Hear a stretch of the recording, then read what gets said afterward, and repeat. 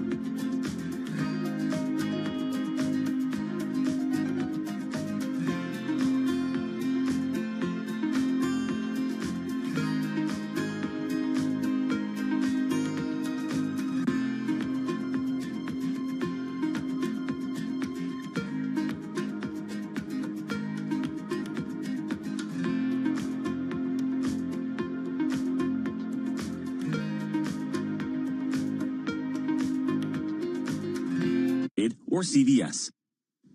An NFL player's been punished for showing his political stripes. San Francisco 49ers star defensive end Nick Bosa is fined more than $11,000 after he crashed a post-game interview wearing a MAGA hat. What was said during halftime? Hey, all right, Nick Bosa with a message there. That was on NBC late last month after the team's win against the Cowboys. After the election, Bosa said he knew he could get a fine from the NFL, but that it was well worth it to wear the hat. Matt Piper, CBS News. Researchers in Norway say they've discovered the new Benjamin Button of jellyfish. They realized a mature comb jellyfish they were studying in their lab had morphed into a larva while they were away. It joins its cousin, the immortal jellyfish, that can age in reverse. Scientists believe the comb variety may have been the first animal species to appear on Earth 700 million years ago. Findings published in the Proceedings of the National Academy of Sciences. Deborah Rodriguez, CBS News. This is Bloomberg Intelligence with Alex Steele and Paul Sweeney. The real outperformance has been the U.S. corporate high yield. Are the companies lean enough? Have they trimmed all the fat? The semiconductor business is a really cyclical business. Breaking market headlines and corporate news from across the globe. Do investors like the M&A that we've seen? These are two big-time blue-chip companies. The window between the peak and cut changing super fast. Bloomberg Intelligence with Alex Steele and Paul Sweeney on Bloomberg Radio. All right, good Monday morning from the Bloomberg Interactive Broker Studio in New York City. To our worldwide audience, we're also streaming live on YouTube as well. Alex Steele's out today, not to worry. Molly Smith joins us here in studio. So we're going to talk economics, because that's kind of what you do. Naturally. But we're also going to talk tennis, because that's what she really does. And I've got a couple of things I want to talk to Molly about on the tennis front. We got a lot of stuff coming up here. We got commodities moving. We got gold. We got Bitcoin. Bitcoin's just ripping here. Mike McGlone, Bloomberg Intelligence Senior Commodity Strategist. He's going to join us to tell us what's happening in the worlds of commodities here with this risk-on trade. Kim Forrest, founder and CI of Bouquet Capital Partners, to discuss her outlook for the markets. And then Steve Mann, Bloomberg Intelligence Global Autos Analyst, give us what his thoughts on what a Trump administration has limited sway on automakers' EV rollout. I want to talk to him about the EV market under a Trump administration, how's that going to play out here? But first, let's kick things off with Lisa Mateo and a Bloomberg Business Flash. You got it in this Bloomberg Business Flash, brought to you by IBKR. Financial advisors switch to Interactive Brokers for lowest cost, global trading, and turnkey custody solutions. No ticket charges, no conflicts of your interest at ibkr.com/RIA. All right, we've got equities rising for a fifth straight session. The S&P 500 hitting 6,000 mark and also heading toward its 51st record this year. We'll start right there. The S&P 500 up 0.1%, 9 points at 6,004. The Dow up 1%, 447 points at 44,439. And the NASDAQ actually just switching down 0.2%, 51 points at 19,234. We have the bond market closed for the Veterans Day holiday. We'll move over to currencies right now, where we have the dollar stronger, Japanese yen, euro, British pound weaker right now. And as Paul pointed out, Bitcoin topping 82,000 for the first time. Crypto really been in a hot streak since President-elect Donald Trump's victory. Some crypto-sensitive stocks like Coinbase, we now have up about 13%. MicroStrategy's up about 10%. And Tesla, among one of the most actively traded stocks this morning, its shares up nearly 5%. The company reaps the benefit of the so-called Trump trade. A rally in shares Friday sent the company back over the $1 trillion mark for the first time since 2022. And finally, BYD closing in on Ford deliveries, after beating Tesla on revenue. For on-demand news 24 hours a day, subscribe to Bloomberg News Now, wherever you get your podcasts. I'm Lisa Mateo. That's a Bloomberg Business Flash. Paul and Molly. All right, Lisa, thank you so much. We appreciate that. Molly Smith sitting in for Alex Steele. I'm Paul Sweeney. We're live here in our Bloomberg Interactive Broker Studio, streaming live on YouTube as well. Market Drivers today is brought to you by Wells Fargo Advisors. Consider Wells Fargo Advisors Financial Network, where you can run your business with true independence, supported by unrivaled resources. Learn more at WFA.com/resources. Risk on trade still out there in the marketplace. We have the S&P up just slightly. The Dow up 420 points. That's up 1%. The Nasdaq's off about 0.2%. So red and green on the screen here. Let's check in with Bailey Lipschultz. He's our equities reporter for Bloomberg News. Joins us here in our Bloomberg Interactive Brokers studio. Bailey, what are you looking at? I want to start with biotech, guys. Big news coming for AbbVie and Bristol Myers. AbbVie, the second worst performer in the S&P 500, ticker ABBV, down 13%. Bristol Myers, ticker BMY, top performer in the S&P 500, up 11%. This comes after AbbVie had a double setback. So a pair of mid-stage studies for a drug being developed in schizophrenia showed no benefit over the placebo. Bristol Myers rallying because they just recently got approval for the only drug on the market back in September. So seeing a big trade-off, investors and analysts kind of trying to do some quick math, because both of these drugs were actually part of multi-billion-dollar acquisitions. So a big win for Bristol, a company that really needs it right now, trading around $61. You go back to late 2022, was north of 80. And AbbVie on the flip side, down, 13%, biggest intraday drop since March 2020. This is a big company. It's not a small potatoes, $305 billion firm. Yikes. Well, there's some other movement going on in healthcare, too. I think you're looking also at like Cigna and Humana this morning as well. Yeah, this coming after Cigna coming out saying they aren't seeking to buy Humana. We've seen Bloomberg and a number of other people reporting on again, off again. It feels like one of those kind of never-ending sagas. Humana right now down 4.5%. Stocks down 45% in the last 12 months. On the flip side, Cigna up right now 6.5%, up 16% over that span. So really both markedly underperforming the S&P 500, obviously not exposed to AI, a lot of uncertainty around whether Donald Trump will help revive the M&A market, but Cigna coming out kind of pushing back against that ongoing speculation, saying that they want to return to buybacks, they want to use M&A as something that they can kind of expand the company's operations, but really only when they're financially attractive. So that's kind of been the sticking point. All right, Bailey Lipschultz, thank you so much. We appreciate it. Bailey Lipschultz, he covers all the equity markets for Bloomberg News. Molly, a lot of movement here in the commodities. Gold off big, Bitcoin ripping. Absolutely ripping. So who do we talk to? 82,000? Yes. So who do we talk to? We talked to Mike McGlone. Miami Mike, senior commodity strategist for Bloomberg Intelligence, safely ensconced in Miami. He was doing Miami before it was really chic. He was down there early. Mike, talk to us first about Bitcoin. We're pushing up against $83,000 per token. What's happening here? The world changed last Tuesday, and it's almost a perfect storm for Bitcoin. So think of all the anti-Bitcoin regulation and pushback from the previous administration and Gary Gensler. That's completely flipped. It's delightful to see for some of us who wrote about this 5 years ago that any U.S. representative or regulator that did not understand that the base layer of this place was actually organically went for the dollar. The most widely traded Bitcoin crypto is not Bitcoin, it's actually Tether, the dollar token. Was finally, it's delightful to see them figuring it out, what's really happening in this space. So it's nothing but good for Bitcoin. The market's getting frothy, but it had a good period of 6 months where it just hung out. Now it's just taking off, and you're seeing massive inflows in ETFs. People can get exposed to it. And it's kind of kicking into that old mantra. Is it digital gold or is it leveraged stock market? Right now, it's stock market's making new high. Bitcoin's making new high. Bitcoin's back to that leadership role.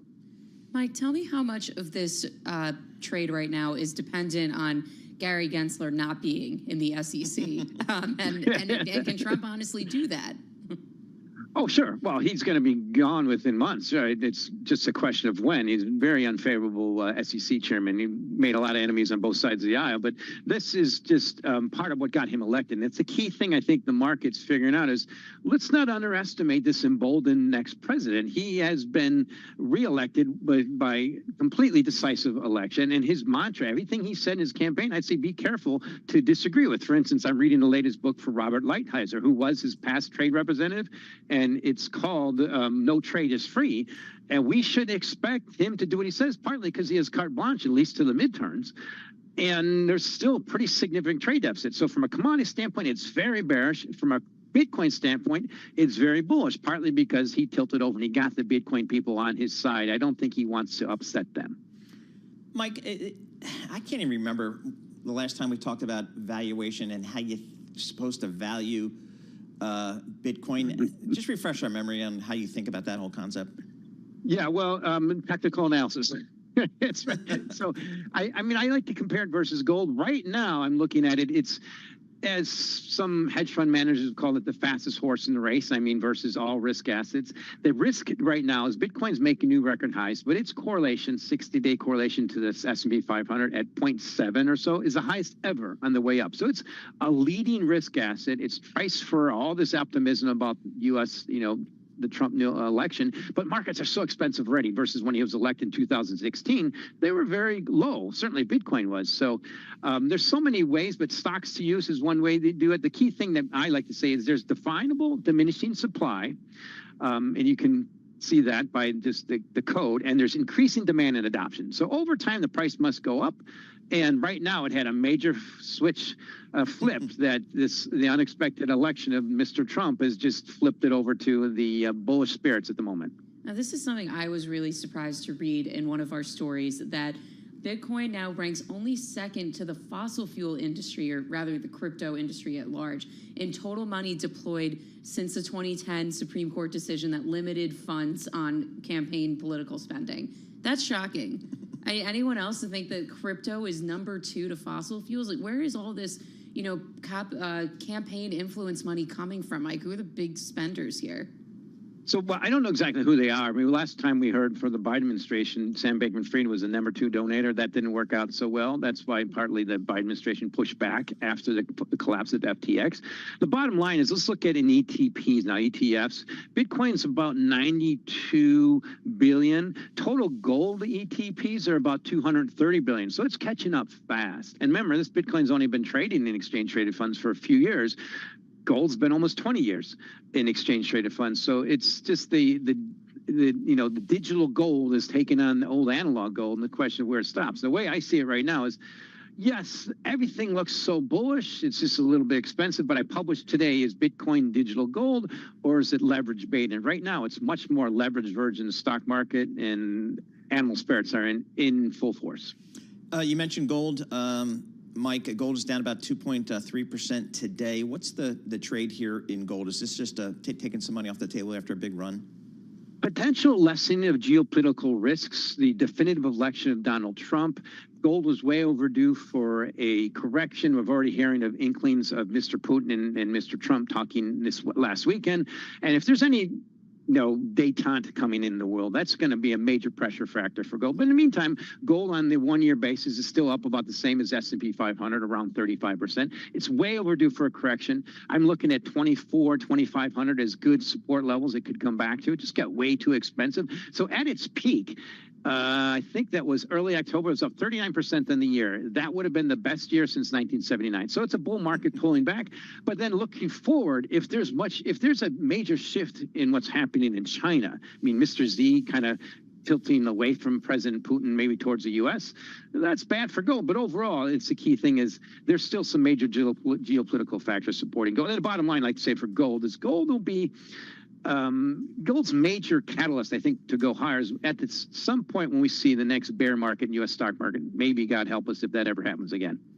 All right, Mike, thanks so much for joining us. As always, Mike McGlone, he's a senior commodity strategist for Bloomberg Intelligence, BI Go. Go check out all his research on all commodities. He covers everything from the softs, the grains, to the metals, to the all kinds of stuff, including Bitcoin. So he kind of has it all covered there on his dashboard there. Looking at the markets, it's kind of a mixed bag out there. We got the S&P up about 9 points. The NASDAQ up just short of 400 points, 0.9%. Yet the NASDAQ trading off a little bit. And then the bond people, they're still in bed asleep. Did not come into work today. I have no idea why. Looking at the commodity space, WTI crude oil off 2.5%. We're now at $68.60. So crude kind of selling off on the expectation of a weaker demand while supply remains pretty darn solid. Bitcoin, we'll call it out again, up about 4%, 3,000 bucks. 83,100 on your favorite cryptocurrency. We're going to have more coming up. This is Bloomberg. Good morning.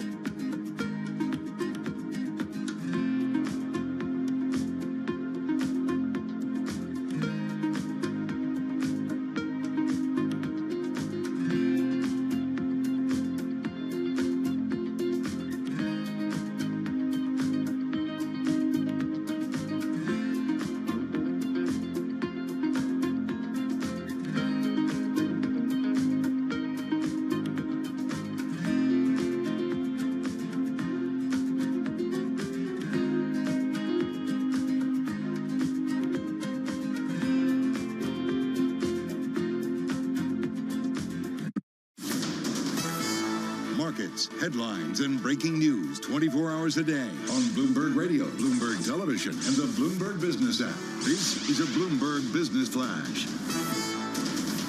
And this Bloomberg Business Flash brought to you by Interactive Brokers. Trade over 10,000 U.S. stocks and ETFs, U.S. equity index options, U.S. treasuries, and more on your timetable. Learn more at ibkr.com/around-the-clock.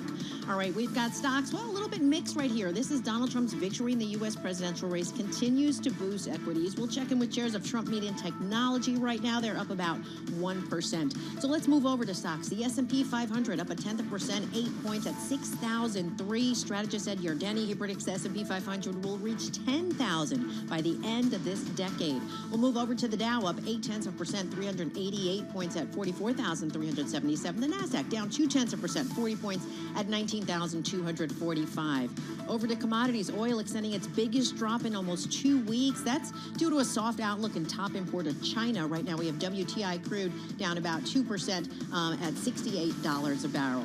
And shares of AbbVie, they are lower, down 12%. That's the biggest drop since September 2021 after its schizophrenia trials fail. And then we have shares of Cigna up 6% after it said it will not pursue a combination with rival insurer Humana. We have Humana down about 4%. For on-demand news 24 hours a day, subscribe to Bloomberg News Now, wherever you get your podcasts. I'm Lisa Mateo. That's a Bloomberg Business Flash. Paul and Molly.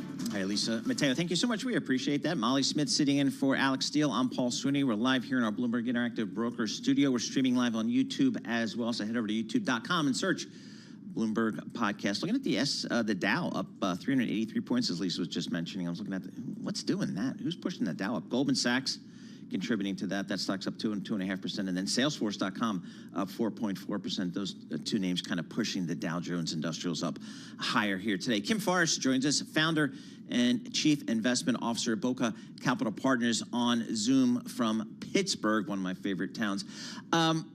So, Kim, you woke up with your team on Wednesday last week. What changed for you guys, if anything, in your outlook for markets? If anything. If anything. If anything, yeah. Well, really nothing, because our view is the long term. We believe strongly that if you have money in the market, it should be in there for a minimum of 3 to 5 years. You know, you can think about harvesting what we do today in 3 to 5 years. So that kind of, you know, time heals a lot of wounds, we'll just say, and makes things better in the long run. And you just have to work with what you have. So that's what we're doing. And actually nothing changed, because we were believers in having that barbell strategy of large cap and small cap together. Small cap has been suffering for a myriad of reasons. And we're looking at, and by small cap, I mean companies that have $1 billion or more in market cap. The micro caps we're not at all interested in. So we think that, you know, the large caps have had a great run over the last couple of years. And it looks like maybe small cap will have its moment in the sun coming up in the next couple of years. So are you saying, Kim, that like you're not really buying into the Trump trade? You're not out there, you know, buying a ton of Bitcoin and selling treasuries right now? I'm sorry. I couldn't even let you get that out. Buying a lot of Bitcoin. Well, you know, paint me as old-fashioned. While I think Bitcoin is interesting to watch, I don't really know how to value it. I heard your guest on the prior segment also kind of reflecting that. And my big thing whenever I talk to investors that we serve about Bitcoin is whenever you can pay your taxes with it, I'll pay attention to it then, because that means it's a real currency. Right now, it is not a real currency. So, Kim, when you look at the small caps, boy, you've got to have a good call on management, because they have such an outsized influence on kind of how the business develops. How do you do that with some of these smaller cap companies? Sure. Well, first thing, we have time on our side, because I've been doing this for 24 years. And I started on the sell side, where my director of research encouraged me to have half small cap, half large cap. So I'm kind of in the groove on this. But what I do is I look for several markers. First of all, growth is always important. I am not strictly a growth manager. I'm growth at a reasonable price, but growth has to be there. And how do you get growth? Well, you sell more product. And how do you do that? Product marketing. It sounds really boring, but what it really is having a process to understand your client or customer, and then having a repeatable process where you make your product and service delight your customer, and they come back over and over and over again. And can it really be that easy? Yes, it is. It's hard to spot, and you have to do a lot of fundamental research, but that's what we're doing, is looking for that kind of perpetual money machine where businesses know what clients they serve and every day get up and try to serve them the best they can. So it looks like you've got, with earnings season still going on, we've got the retailers coming up next. Just tell me about your view right now of the U.S. consumer, the economy at large. There's been all these calls for a slowdown, and it just hasn't really been all that noticeable yet. And so just wondering when you really think that tipping point's going to happen. Sure. Well, I kind of have an unusual view of the economy. I think there's a lot of slowness out there if you go out and look for it. Pretty much in people who are in the lower 2/3 of the economic food chain, we'll just call it. There's a lot of stress. If you walk around stores like Walmart, you hear a lot of discussions about what we can and can't buy as a family. And I think that had a lot of influence on the election, right? But more importantly, I'm not one of the people that are necessarily looking for the next recession either. I think we have these slowdowns now. And why do I think that? Well, companies have software in place like CRM, Salesforce, to be able to understand what their pipeline is. And then they have ERP or exotic or very fancy accounting systems that let them match the supply and demand. So we have seen over the past 20 years, very few or no recessions that were caused by too much capacity, right? Companies are really good about being able to tailor that to the conditions. But we do have crises, and nobody can really predict crises very well, or at least the timing of them. Right. They may see them coming. So that's what I think the economy does now. Right. All right, Kim, thanks so much for joining us. Really appreciate it. As always, Kim Forrest, she's a founder and chief investment officer of Boca Capital Partners from Pittsburgh, PA, one of my favorite towns. All right, Molly, I always joke, in my next life, I'm coming back as a healthcare M&A banker because it seems like every Monday we come in, there's another healthcare deal. You better believe it. Today, not so much today. Today, Cigna Group said it won't pursue a combination with rival insurer Humana after reports the two companies had renewed discussions. Cigna shares jumped by 8.7 at the New York market open, while shares in Humana dropped by 6%. So not so much here for this particular deal. Glenn Losev joins us. He's a senior equity analyst covering the healthcare services space for Bloomberg Intelligence. He joins us here in our New York Bloomberg Interactive Broker studio in New York. So, Glenn, talk to us about this deal that did not happen between Cigna and Humana. Yes, so this is the second try, if it wasn't the rumor. The first time the companies tried to merge at the end of last year. It also didn't take long to to fall apart. This was the second time, and we don't exactly know what happened, but my view was that the takeout price for Humana, the companies will not agree upon, and that's probably the reason. Over the last 11 months, Humana lost half of its market cap. It's very difficult. Obviously, Cigna is a much better place to pitch the merger, but also when you were trading at twice the market cap just a few months ago, right? It's difficult to agree on price. And they couldn't really adjust that at this stage, with Humana stock now having dropped so much in the meantime?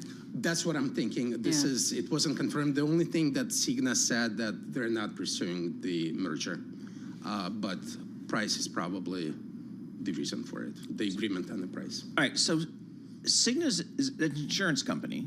Yes. Humana is healthcare services provider? No. So Cigna and Humana are both health insurance companies. Both health insurance. Cigna has a huge pharmaceutical benefit manager, Express Script. If you remember, they acquired it a few years ago. It's one of the top 3. Humana and also Cigna focuses more on the commercial business, which is employer-based insurance, while Humana is focusing on Medicare, people who are over 65. Got it. And you got to think now, like Cigna's stock up a good bit today. They've done a lot of share buybacks. Would think that that's going to be now the strategy going forward. Coming back to those again. Yeah. What else do you do when you're not about to spend a couple $2 billion on another company? You basically probably feel a lot richer. Yeah, but you basically they're expanding their expanding their pharmacy business, part of the Express Script. That's where the tailwinds are over the next few years, and just tagging along, trying to cut costs and improve revenue. That's basically the business model. All right, so healthcare investors, they woke up Wednesday morning last week. What did the election mean for the healthcare space? So for healthcare space, it's very broad, but for example, for health insurers, basically, it's Trump's win is positive for Medicare Advantage companies, rule of thumb, sort of like Humana. And there's an overhang for Medicaid insurance companies like Centene and Molina because of the work requirements, possibilities, and also Obamacare subsidies expiring at the end of the 2024. His presidency is also obviously positive for M&A. Any chance that this deal gets revisited again, or Cigna maybe has another target? There is always a chance for this deal to be revisited again. We got to give Paul a chance to live out his dream here of being a healthcare M&A banker. Exactly. Right. Overall, managed care industry is facing headwinds. Costs are going up. Government debt is through the roof, so they're not going to get paid as much as they did 5 years ago. So it's a margin contraction possibility. So, buying another health insurance company is always a benefit because for insurance business, any insurance business, scale is the king for any type of insurance business. So there's certainly a possibility that they will revisit and maybe agree on the price this time. All right, Glenn Losov, thank you so much for joining us. Glenn Losov, he's a senior equity analyst covering the healthcare services businesses for Bloomberg Intelligence. You can get his research by going BIGO on the terminal. And then you can scroll down to the healthcare stuff, and we got it all covered on a global scale. So we appreciate getting a few minutes of his time. A deal, I guess, not happening in the healthcare space. So you'll have to look for another one. Yeah, exactly. But again, it just seems like if a lot of these big pharma companies, if they can't come up with whatever they need to come up with through their R&D, they just go out and buy it. Just go out and buy it. Yeah, if it's not organic, you know. Exactly right. Looking at the markets here, we got a little bit of green on the screen here. The S&P up 13 points. The Dow up 390 points. That's 0.9%. And the NASDAQ up fractionally here. 10-year Treasury not trading, so I'm not going to quote it. This is Bloomberg.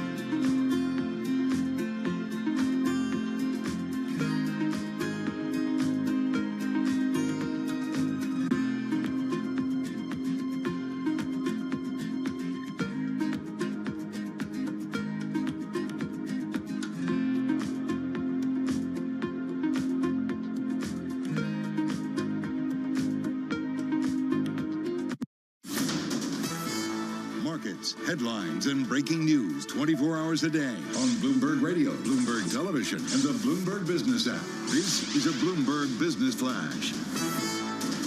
And this Bloomberg Business Flash brought to you by Commonwealth. Join over 2,000 independent financial advisors who are taking control of the growth with advisor-centric support and future-ready technologies. Grow on your own terms with a partner dedicated to success. Go to commonwealth.com to learn how. All right, we've got stocks advancing. The dollar on track for a one-year high, and this is as this week's major economic indicators turn to inflation. Also, consumer spending. On Wednesday, we get the Consumer Price Index. Thursday, Producer Price Index, followed by retail sales on Friday. And traders really going to be watching for that data's potential impact on the pace of Federal Reserve easing. We'll get to the Dow. We'll start with there because it's leading the gains up about 0.9%, 415 points at 44,004. We have the S&P 500 up 0.3%, 19 points. The NASDAQ up 0.1% or 23 points at 19,310. So where is the biggest boost coming from? If you look at the IMAP feature of your terminal, of the 11 major industry groups, the biggest push coming from financials. Then we see banks. A little further is diversified banks, and at the top is JP Morgan leading the charge right now. Their shares up about 1.5%, followed by Wells Fargo. Their shares up about 4% right now. Investors there, well, they're just hoping for that revival in deal making, looser regulation as well. Moving over to the bond market, it is closed today for the Veterans Day holiday. We move to shares of Cisco Systems. They're up this morning about 1%. That's on an analyst upgrade from JP Morgan. Cisco actually reports earnings on Wednesday. AI server maker Super Microcomputer, their shares down 10%. Ernst & Young bailed as its auditor late last month. And finally, Reuters reporting Amazon developing these smart eyeglasses for its delivery drivers to wear, guide them around within buildings and to the buildings. Sources say it'll shave about a few seconds off their delivery times. For on-demand news 24 hours a day, subscribe to Bloomberg News Now, wherever you use your podcasts. I'm Lisa Mateo. That is a Bloomberg Business Flash. Paul and Molly. All right, Lisa Mateo, thank you so much. We appreciate that. Molly Smith sitting in for Alex Steele. I'm Paul Sweeney. We're live here in our Bloomberg Interactive Broker Studio, streaming live on YouTube as well. The Trump trade, as best I can make it out, is like long the dollar, short treasuries. That was kind of it. And I guess it's playing out. Risk assets are ripping. Stocks are higher. I think it's also good for the EV business, particularly Tesla. Tesla hitting a 52-week high today, up 7% today, up 38% year to date. What does the Trump administration mean for the EV business? That's interesting. You think it's good for the EV industry, or you think it's good for anything related to Elon Musk? I'm not sure. Let's ask our next guest on this thing. Steve Mann, he covers the global auto industry for Bloomberg Intelligence. He joins us from Princeton, New Jersey. Steve, we do have an office in New York, so anytime you want to come up here, let me know. Steve, talk to us about what does the EV business, what does it think about Donald Trump presidency? What did they think Wednesday morning waking up? Yeah, it's just amazing how it just went past $1 trillion now on market cap. I think the new Trump administration will help Tesla, given its stance on less regulations. Because one of the things that Tesla wants to really push forward is their full self-driving or autonomous vehicle application. Right now, there's only 2 states that allows, steering wheel-less and pedal-less vehicles on the road, which is California and Texas. The rest of the country, they want to do it, but I think it's hung up at the federal level from a regulatory standpoint. So hopefully, with Trump and how Elon Musk is really within that circle now, can really push those regulations through and allow not just Tesla, but their competitors, self or driverless vehicles on the road. How about the incentives related to the EV business, Steve? Because you've got right now, like the Biden administration incentivizing companies not only to produce EVs, but also for consumers to buy them with the tax write-off. I can't imagine that's really something that the Trump administration is going to continue. And I don't know, do you have thoughts on that? And how important are those incentives to keeping the industry going? That is a risk. I think there's a greater risk for legacy automaker than Tesla. I think at this point, given the volume that they're selling and leasing's only probably mid-teens, 20% of their sale, the incentives is not really driving Tesla sales. it's more, I think the legacy automakers are more dependent on a $7,500 federal credit. So, Tesla will probably, it could be an offset. They may lose some sales because of the incentives, but they may gain credits because if the credits goes away, the legacy automakers will need to go to the market to buy more credits to kind of offset the lower EV sales for them. Steve, Tesla stock just ripped since the election, and we know how close Elon Musk is with President-elect Trump. Realistically, what do investors think can happen, can go right? What's accounting for this big move in the market cap? Yeah, actually, if you look at their last peak, they were at, I think, close to $410. That was when the Model 3 and the Model Y, which is a really high volume vehicle for them, came into the market and ramped up sales. For next year, we're kind of seeing a similar situation because they're offering a more affordable model, less than $30,000. We actually expect that will be a high volume vehicle for them. And then on top of that, Cybertruck is actually gaining traction. Pricing for that Cybertruck is rising. That actually indicates demand is very strong for the Cybertruck. It is a smaller volume, but it is improving in terms of sales, in terms of profitability. And lastly, I think what's really going to be, could be a potential surprise for the market is their energy storage business. We kind of got a glimpse of that in the second quarter when adoption of their batteries for, within utilities went up. Now, there's a Shanghai battery plant, which is expected to come online early next year that will double the capacity for energy storage batteries. That business is probably going to be mid-teens of total revenue for next year, but it's twice the gross profit of their cars. So it could drive 20% of their gross profit. Even if you're going to have like 60% tariffs on something coming in from China? Yeah, well, I think the demand is not only in the U.S. There's a huge demand globally for battery storage. And, the Chinese, there is a big market within China already. There's a lot of solar panels up there that actually needs batteries to actually store that power. So it's not only a demand in the U.S., it's a global demand for battery storage. Hey, Steve, what does a Trump 2.0 mean for just the legacy auto companies and their commitment to EVs here? Because it was already seemed to be kind of waxing and waning before the election. How has that changed it, if at all? I think at the end of the day, the $7,500 credit could be in question, but I believe that Trump will pretty much leave it to status quo, leave it as status quo, because the industry have already spent billions, over $150 billion in actually building out the EV supply chain in the U.S., bringing back manufacturing, battery manufacturing, and other type of manufacturing, which is what Trump really wants to do. So, cutting that, at the knees is not going to be, the industry is not going to, be happy with that. Right. So I think Trump is probably going to leave a lot of that alone, and hopefully actually, bring back a lot of the EV supply chain and grow the business here organically. All right, we'll see how that plays out. Steve Mann, Global Autos and Industrials Research Analyst for Bloomberg Intelligence, joining us here talking about the EV business under a Trump 2.0. All right, Molly Smith, you're the editor, economics for Bloomberg News, but you're also a resident tennis expert. I was down at Duke late last week, and I was watching the men's team practice. Two things I noticed. One, they hit the crap out of the ball. Oh, my God, every single shot they crush. And the second is, they're huge. Like half the team's like 6'4" and taller. I mean, it's unbelievable. Like an Andrea Agassi, I'm not sure could play today. I mean, yeah, it's really been like this new generation of tennis players that are like the 6'4" and above. But a lot of like legacy tennis watchers will probably tell you that the so-called sweet spot, this is for the men's game, of course, is in the 6'1" to 6'3" range. Okay. So I think both of us are obviously quite short of that. But you're looking at like, the Djokovic, Nadal, Federer, those guys were all up in there. You get too tall, your center of gravity, it's just too far away. But I'm sure they can still have a pretty big serve. Yeah, they were just crushing it. So I don't know how good they are, but they looked awful good to me. We'll see. Their season starts in January. This is Bloomberg. Good morning.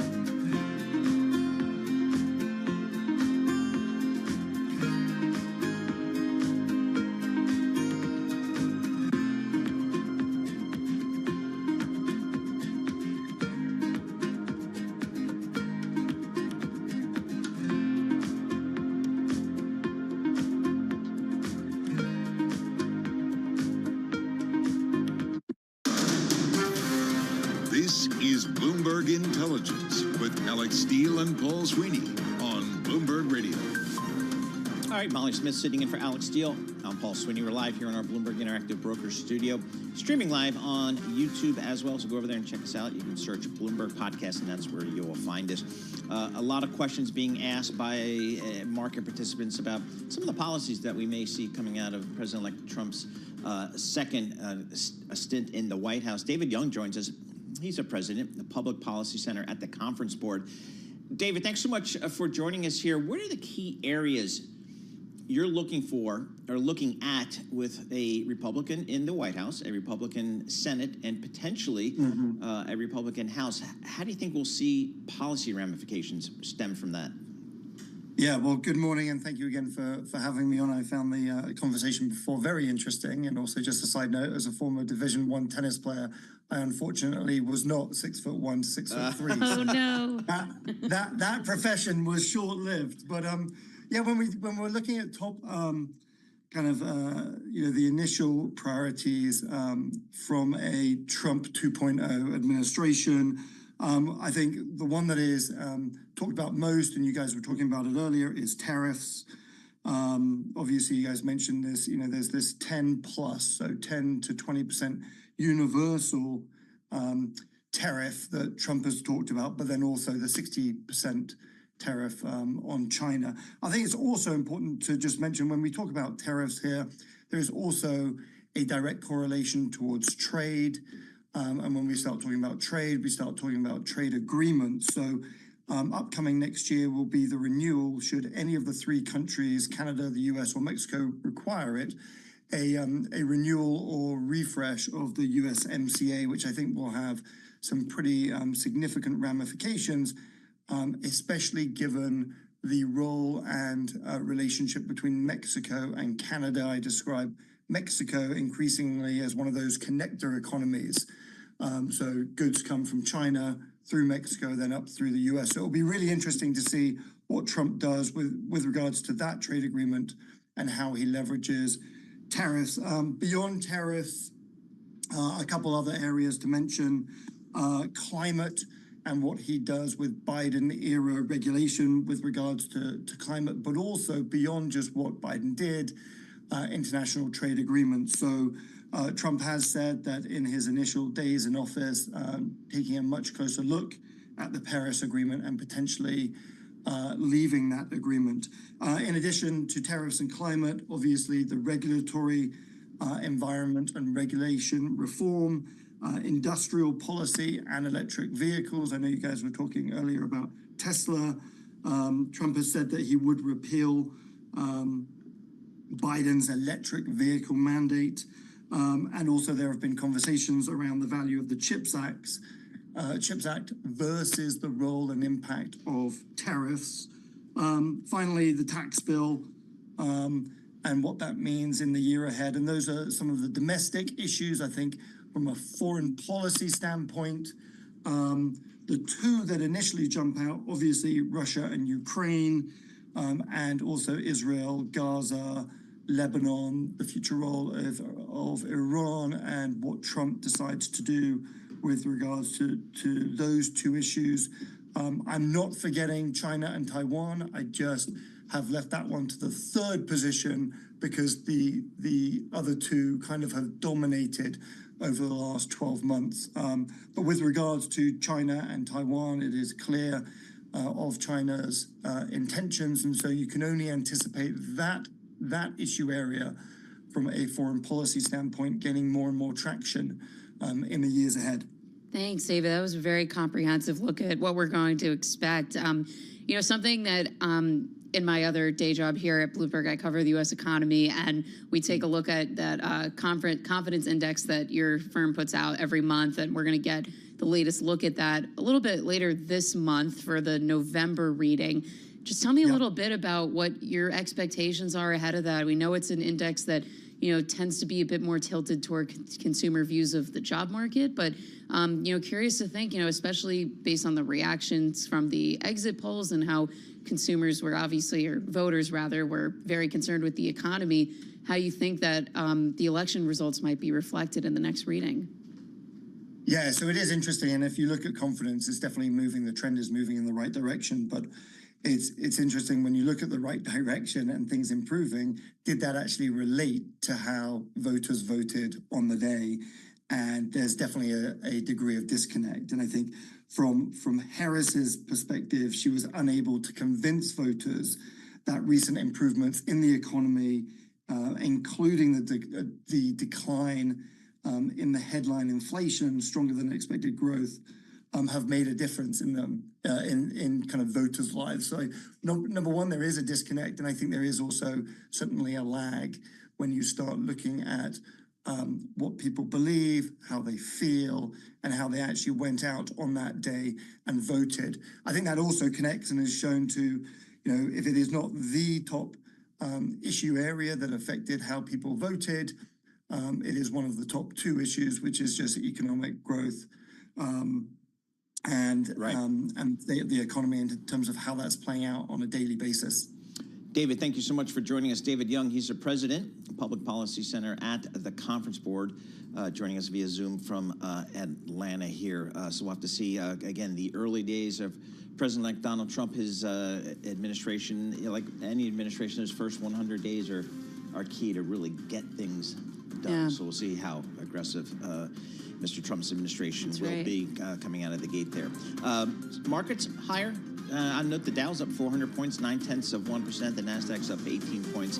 The Nasdaq's up 12 points, and the S&P's up 18 points. We're going to have more coming up. This is Bloomberg. Good morning.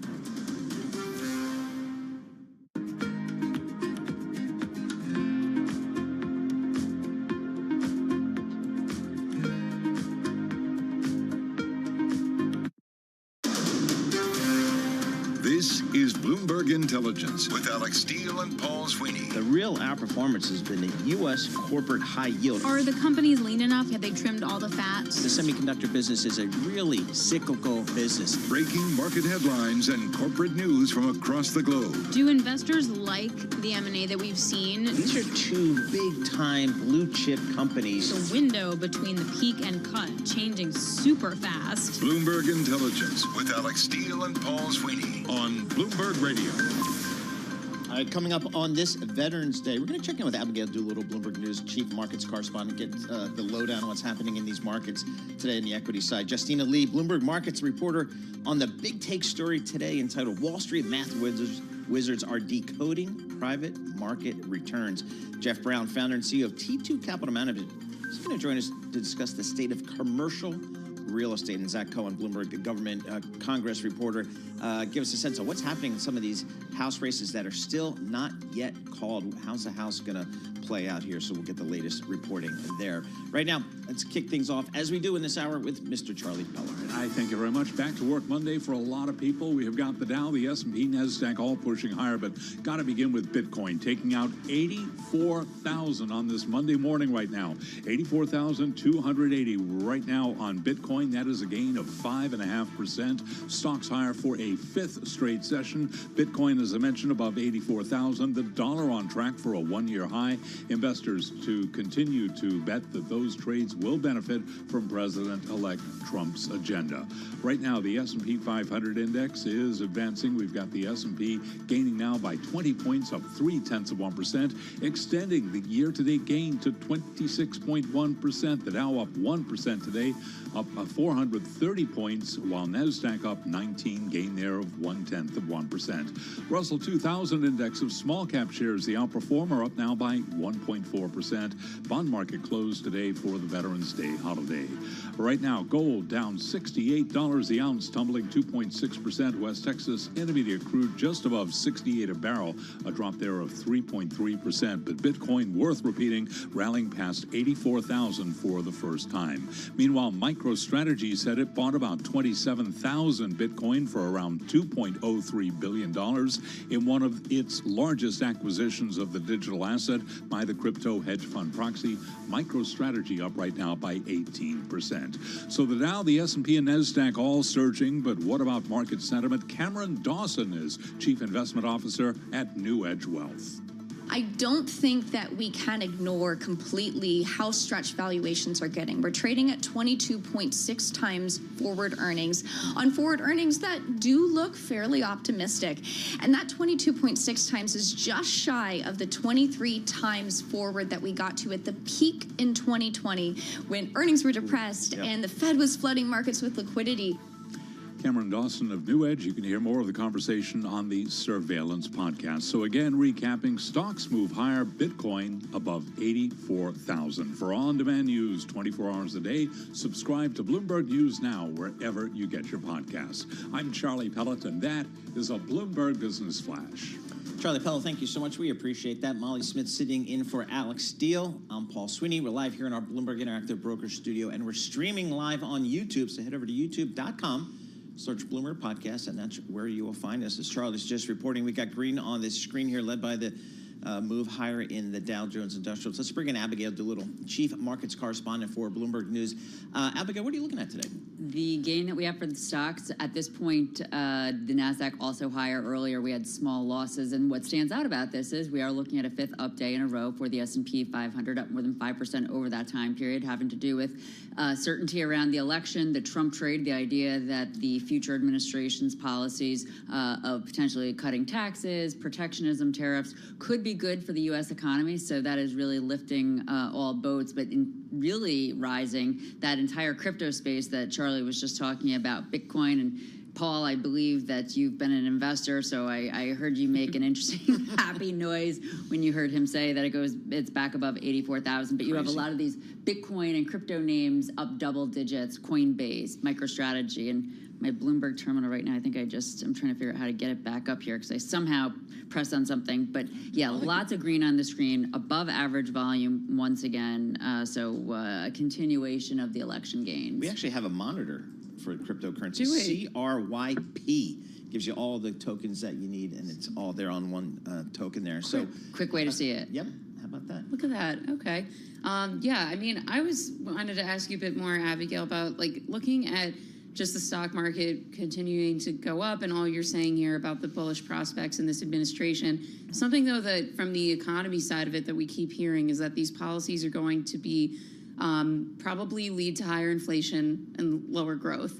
So I'm wondering where the positivity in the stock market, I mean, obviously lower taxes is great, but is that's enough to outweigh the prospect of, inflation rearing back up again? So it's interesting. Last week, and I forget who shared this with me. Okay, it could have been Carly Garner of DeCarly Trading, or it could have been Steve Sosnick of Interactive Brokers, but basically said that if you look at the last Trump administration, it was not inflationary at all, and there were similar policies, so that investors are assuming that inflation, but if you listen to the Fed last week, they're making no assumptions yet. They want to see what happens. And so even if there were to be inflation, it would be a follow-through effect. We probably wouldn't see it for another year, 2 years. So the S&P 500 tends to look out 6 months. So investors not really thinking about, if best case scenario, it's a roaring economy, that it's going to lead to inflation. They're just thinking about their roaring economy. Now that said, I think that we all know I love a good chart. The S&P 500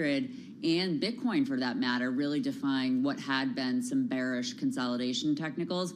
At some point, those likely will come calling. In fact, speaking of Carly Garner of DeCarly Trading, she did join us for Options Insight on Friday. She's had a bit of a cautious or even a bearish view for some time, and the higher we go, the more concerned she gets. And I just took a look at the S&P 500 chart, and this most recent leg of this move, the uptrend had basically snapped, and then on the election back above it, it's somewhat parabolic. There will be some consolidation ahead. Just the question is, will it be healthy consolidation, or could it be more of a correction? We don't know that, but right now it seems, investors are pretty bullish. All right, very good. Abigail Doolittle, thank you so much for joining us. Abigail Doolittle, markets correspondent for Bloomberg News here. Again, markets are higher here, a little bit kind of across the board here. The big take stories, we love them. You know how much we love the big take stories. This is Bloomberg News. They come out every day with these really interesting stories, really in-depth reporting, deep sourcing, great resources we throw against these stories. And today is no different. The big take: Wall Street math wizards decode private market returns. Think about private market, private equity, private credit. You can get great returns, but it's tough to value some of these assets. Very opaque, it's exactly. Very opaque. And I always say, hey, when the markets are going up, these PE guys and the endowments that invest in them, they're happy to mark the market because they're showing higher valuation. When the market comes down, where are the marks? Like in That's where we got Justina Lee to tell us what it's all about. I guess Justina Lee joins us. She's a cross-asset markets reporter for Bloomberg News, joining us from London via that Zoom thing. Justina, talk to us about, again, some of these math wizards are trying to really get a sense of private market returns. And the private equity, private credit business has been such a big growth business for such a long time that the numbers are really big here. What did you find?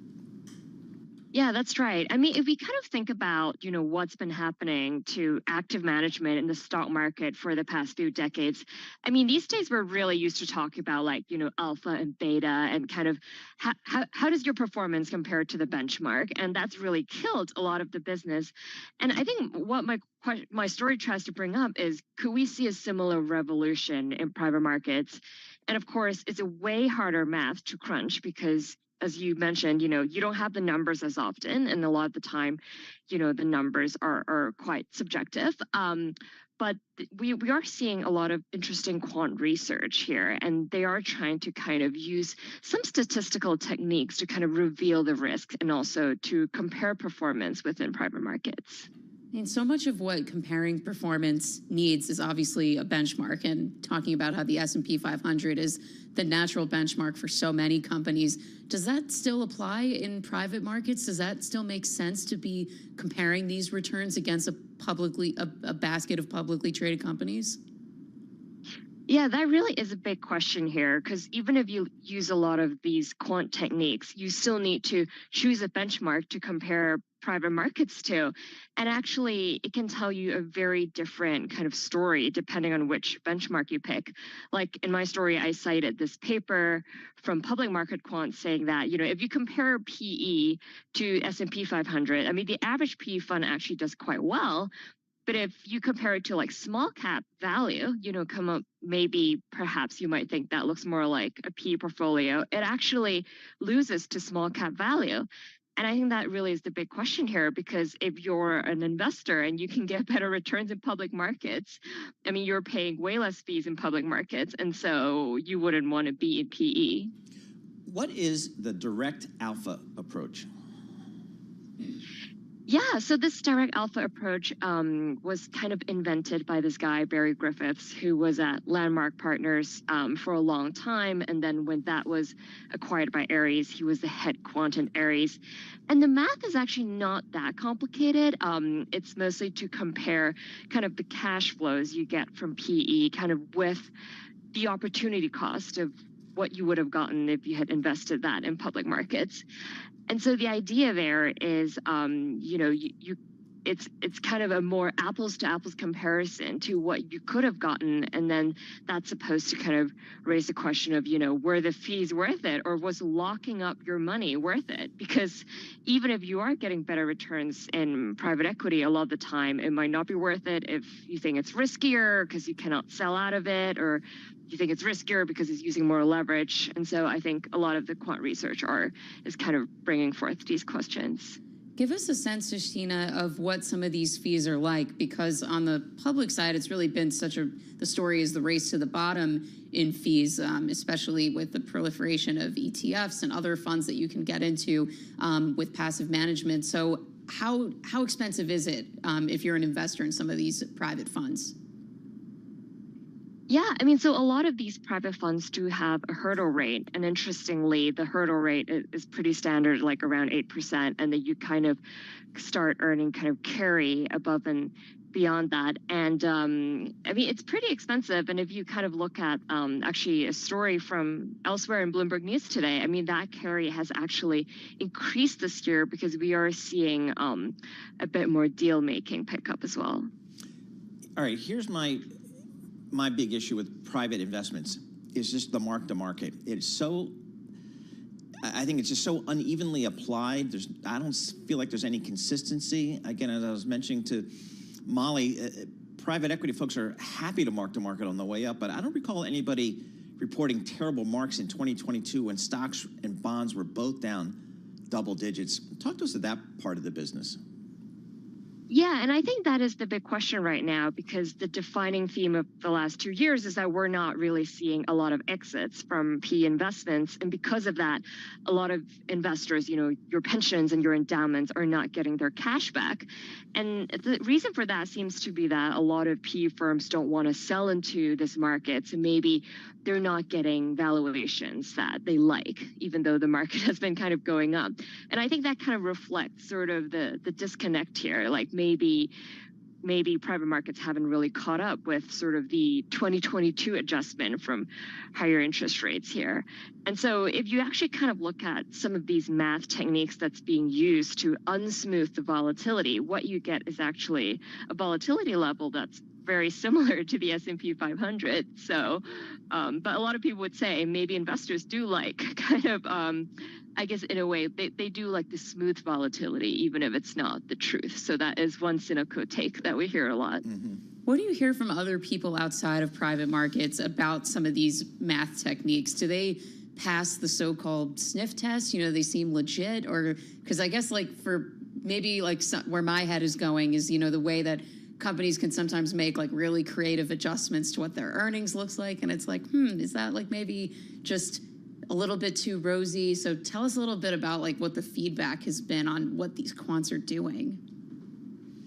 Yeah, I think, using these quant techniques is definitely not the standard here. And I think if you talk to a lot of allocators, they will tell you sort of the practical side of things, which is that, since 2008, PE generally has, at least on the surface, done better than, public markets. And most people are pretty happy with that. And and they kind of feel like, even if it is actually riskier, who cares, right? I have a kind of a quote from a guy who's very familiar with PE where he's like, well, there's more cash coming out of this box.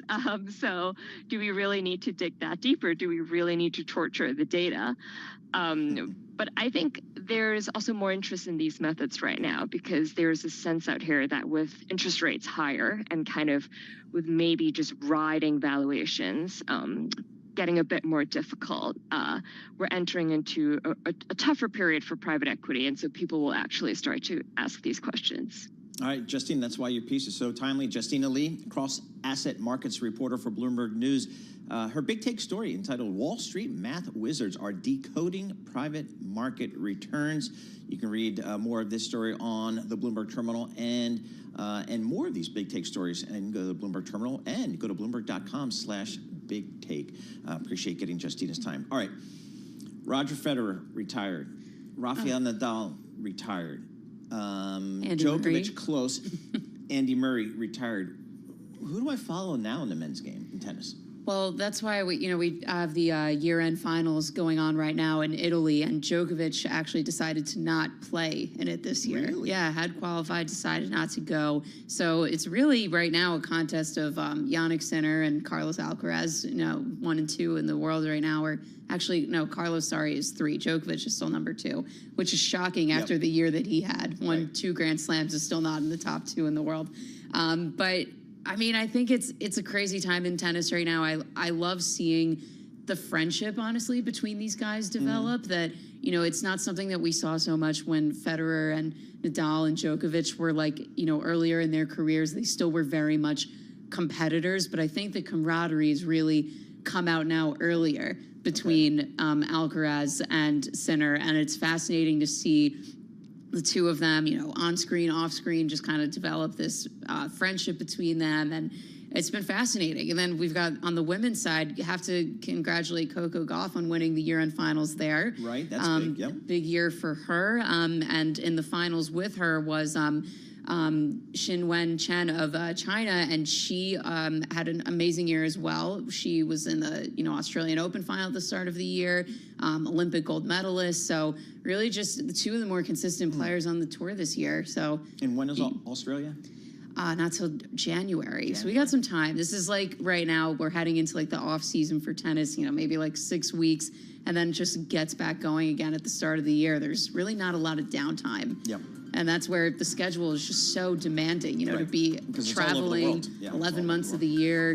God, it's expensive. It's a lot. Yep. All right, good stuff. Get our latest on all things tennis with Molly Smith, our tennis correspondent here for Bloomberg Radio. S&P 500 up 14 points, the Dow up 350 points, NASDAQ up 6 points. We'll have more coming up.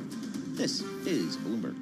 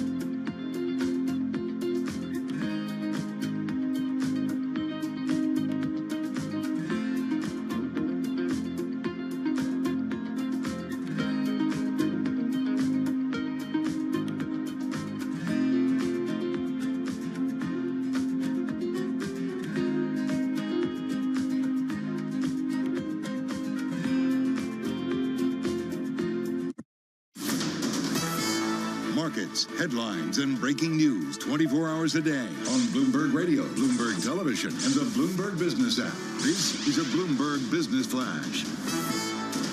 It's 11:21 on Wall Street. We do check markets all day long here at Bloomberg. Right now, we have got Bitcoin closing in on 84,057, where we stand right now, rallying over 84,000 today for the first time, boosted by President-elect Donald Trump's embrace of digital assets. Stocks moving higher, with the S&P right now at 6,009, up 14, gain there of 0.2%.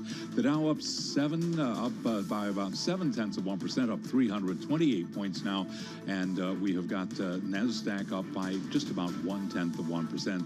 The Russell 2000 index up 1.3%, and again the S&P, to put it all in context, up now by about 0.2%. Spot gold down $69 the ounce, down 2.6%. West Texas Intermediate crude down 3.4%, 68 even a barrel. Bitcoin bears repeating, 84,900, up now by 6.2%. Cigna Group says it will not be pursuing a combination with rival insurer Humana after reports the two companies had renewed discussions of a deal. Right now, we've got Cigna up by 7.5%, Humana shares down by 4.3%. For on-demand news 24 hours a day, subscribe to Bloomberg News Now, wherever you get your podcasts. I'm Charlie Pellet, and that is a Bloomberg Business Flash. All right, Charlie Pellet, thank you so much. We appreciate that. Molly Smith sitting in for Alex Steele. I'm Paul Sweeney. We're live here in our Bloomberg Interactive Broker Studio. We're streaming live on YouTube. So go over to youtube.com, search Bloomberg Podcast, and that's where you'll find us. All right, here's the mistake I make when thinking about commercial real estate. I just think offices. But it's so much more than that, which I keep getting schooled on. You'd have brought in your horizons. I knew.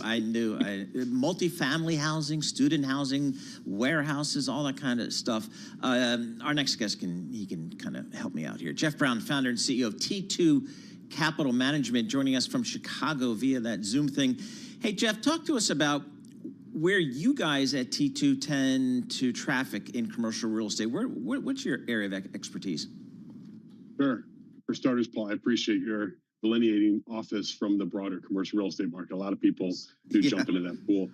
Yeah, at T2, we are very focused on the student housing space, on the multifamily space, and we also run a private credit fund as well. You know, I find the student housing story so fascinating because this is like, you know, we talk about in the U.S. economy, this structural shortage of housing, like, you know, just for like everyday people, single family homes. But it's really like in some places no more evident than on a college campus. There's been so many stories about, you know, at UCLA, like kids renting out, you know, RVs and like really renting out a private person's driveway to put the RV. So because they can't find a place to live. And where I went to school, Syracuse, a hotel that was in the middle of campus is now fully a dorm, and another apartment building bought back to be a dorm. Anyways, all that to say, where are all these students living, and where are the opportunities for you guys to come in and help? Yeah, those are great anecdotes, Molly, that are still pervasive today. So for us in the student housing space, we're active at schools like Purdue, Auburn University down in Alabama, University of Tennessee, Georgia Tech. So we tend to migrate toward where there's really explosive enrollment growth, where there's a STEM focus, just a high demand for students to be there. Ironically, some of the anecdotes you just shared about students being forced to live in hotels or just these makeshift apartments on campus because of the lack of supply. That has been our story at University of Tennessee as well as Purdue. So we're benefactors of those as landlords, but hate to be it, frankly, for the students and those parents. You know, in my freshman year at the University of Richmond, it was a trailer. Where you lived? Yes. Was there not a dorm? There was not a dorm. It was a trailer. My dad pulls up to unload me. He's like, "You got to be kidding me for the money I'm Turn spending." around. We had a heck of a good time in those trailers. I'll tell you, we'll just leave it at that. The mods down at the University of Richmond. Hey, Jeff, if you want to go out and build some student housing or multifamily housing, where are you going to get the money? Are banks lending? Yeah. Thankfully, I would say banks are lending. It's certainly much more conservative than probably historical standards. Interestingly, banks, I find them uniquely healthy right now. I think so many learned their lessons from the 2008 global financial crisis and have ratcheted back advance levels. So they just have some decreased exposure. So maybe historically they would have been at 65 or 70% of cost or value on a project. I think today it's pretty customary to be at 55 or 60% advance rates. So a lot of buffer for them, the margin for error. So I would say banks are actively lending there. The hard part, frankly, and I think I heard your prior guest even touch on this, the hard part is finding the equity. So if banks are at 55 or 60%, where are you getting that other 40 or 45% of the capital stack necessary to take on a project? And so that's been a bit of a Rubik's Cube, frankly, for the past couple of years as interest rates have spiked and capital has retreated to the sidelines. What do you do when you're looking, though, at such a constrained labor supply right now in construction, and especially with the prospect of this new administration really, rolling back a lot of the immigrant workforce?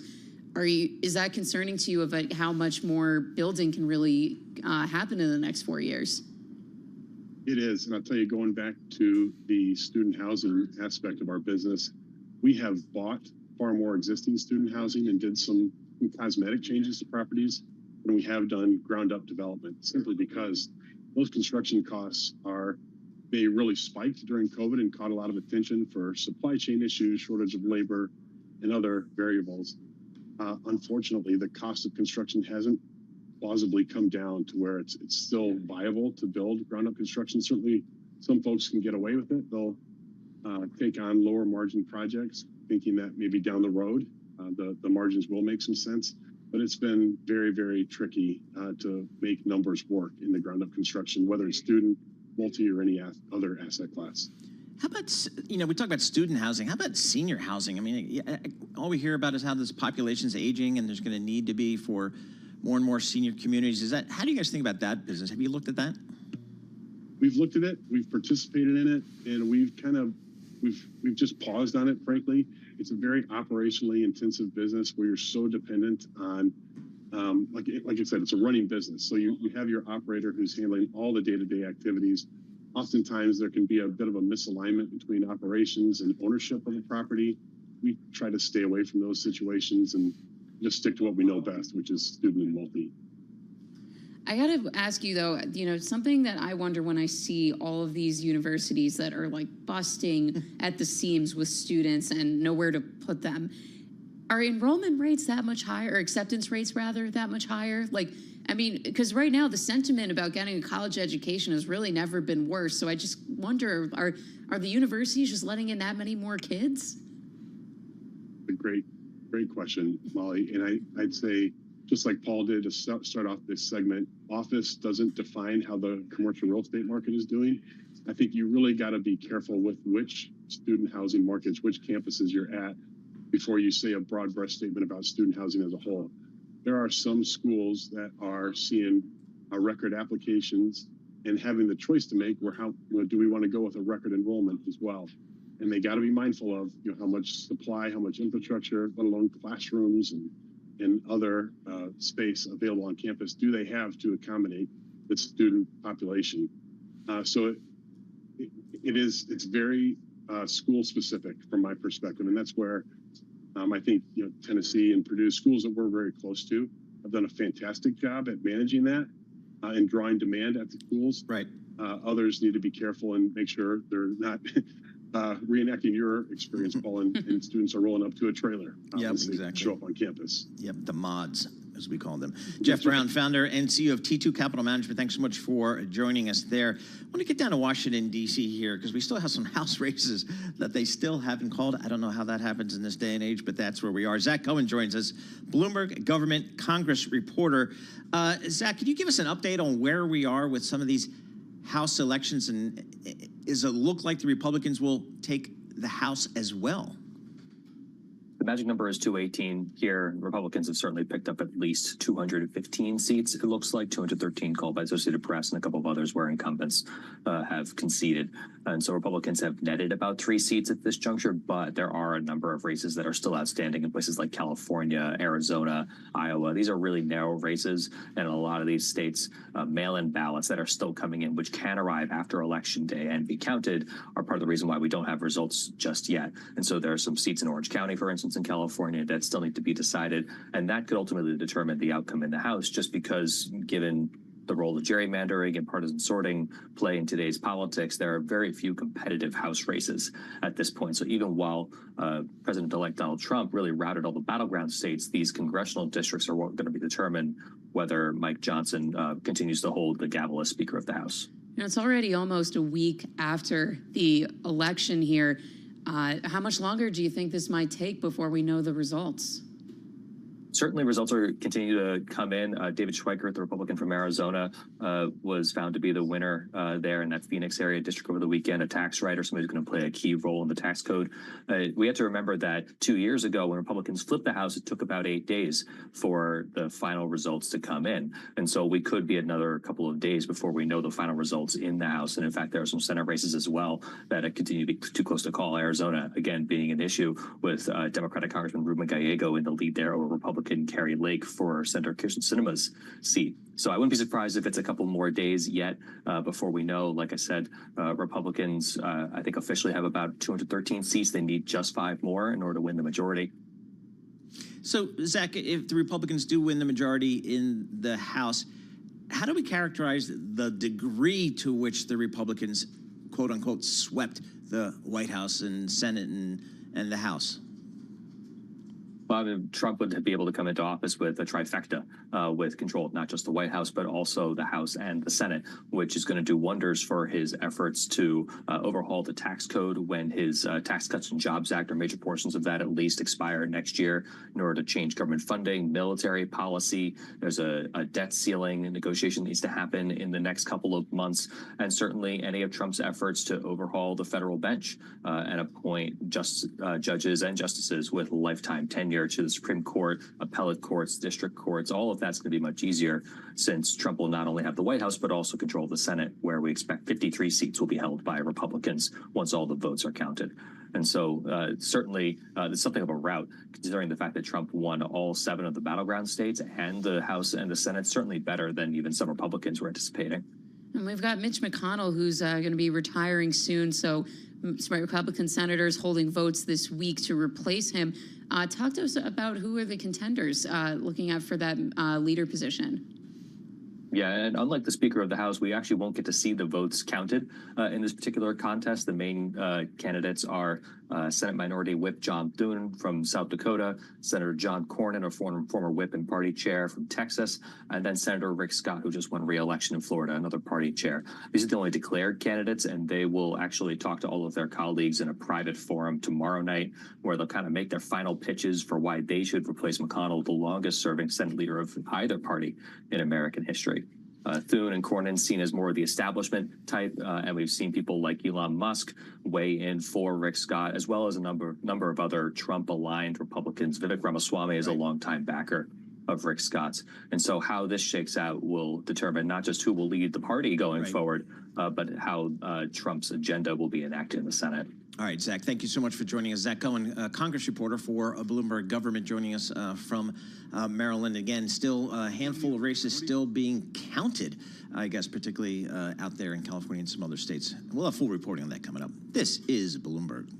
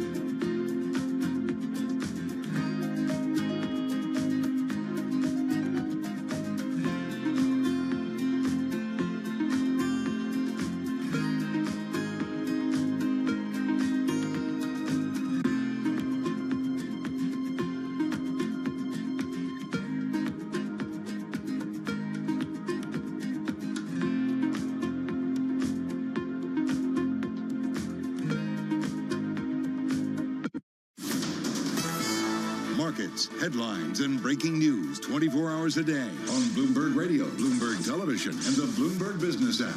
This is a Bloomberg Business Flash. It's 11:40 on Wall Street. We do check markets all day long here at Bloomberg. We've got stocks higher for a fifth straight session with the Dow, the S&P, NASDAQ in the green right now, with the S&P up by 15. That is a gain of about 0.2%. S&P holding at 6,010. The Dow up 367, up by about 0.8%. NASDAQ lower, little change right now, giving up earlier gains in the red, but down by just about half a point. The Russell 2000 index, though, keeps on going. The outperformer today up by 1.5%. Cannot ignore the move in Bitcoin, now at 84,515, up today by 5.8%. Spot gold down $68 the ounce, down 2.5%. In Washington, the Commerce Department reports on October retail sales this week, on the cusp of the holiday shopping season. And with that story, here's Bloomberg's Vinny Del Giudice. In September, retail sales registered a broad advance. We'll get October's numbers on Friday. Bloomberg Economics anticipates a rebound in auto sales and a lift in online sales, reflecting Amazon Prime Day. Other retail categories, the so-called control group, are expected to show moderation based on the Bloomberg Economics forecast. Vinny Del Giudice, Bloomberg Radio. Among retailers, Vinny mentioned Amazon down now by 0.8%. We got Macy's lower now by 1.1%. Target, though, gaining 2.9%, and Walmart down by 0.2%. Recapping, Bitcoin up 5.8%, 84,535. NASDAQ lower by less than 0.1%. The S&P up 0.2%. For on-demand news 24 hours a day, subscribe to Bloomberg News Now wherever you get your podcasts. I'm Charlie Pelleton. That is a Bloomberg Business Flash. Charlie Pelleton, thank you so much. We appreciate that. Molly Smith sitting in for Alex Steele. I'm Paul Sweeney. We're live here in our Bloomberg Interactive Broker Studio, and we are streaming live on YouTube. So head over to youtube.com, search Bloomberg Podcast. Every industry, I think everybody out there is trying to figure out, what does the second Trump administration mean for my company, my industry? And that's certainly true of the energy space. And my guess would be, drill, baby, drill. You took the words out of my mouth. There you go. Yeah. Let's talk to somebody who really thinks about this and knows what he's talking about. Ty Lu, oil market specialist for BNEF, joining us here in our Bloomberg Interactive Broker Studio. So, Ty, I would think that a second Trump administration would be good for the energy space. Is that a fair assumption? How do you guys think about it? Yeah, hi, Paul. Thank you for having me.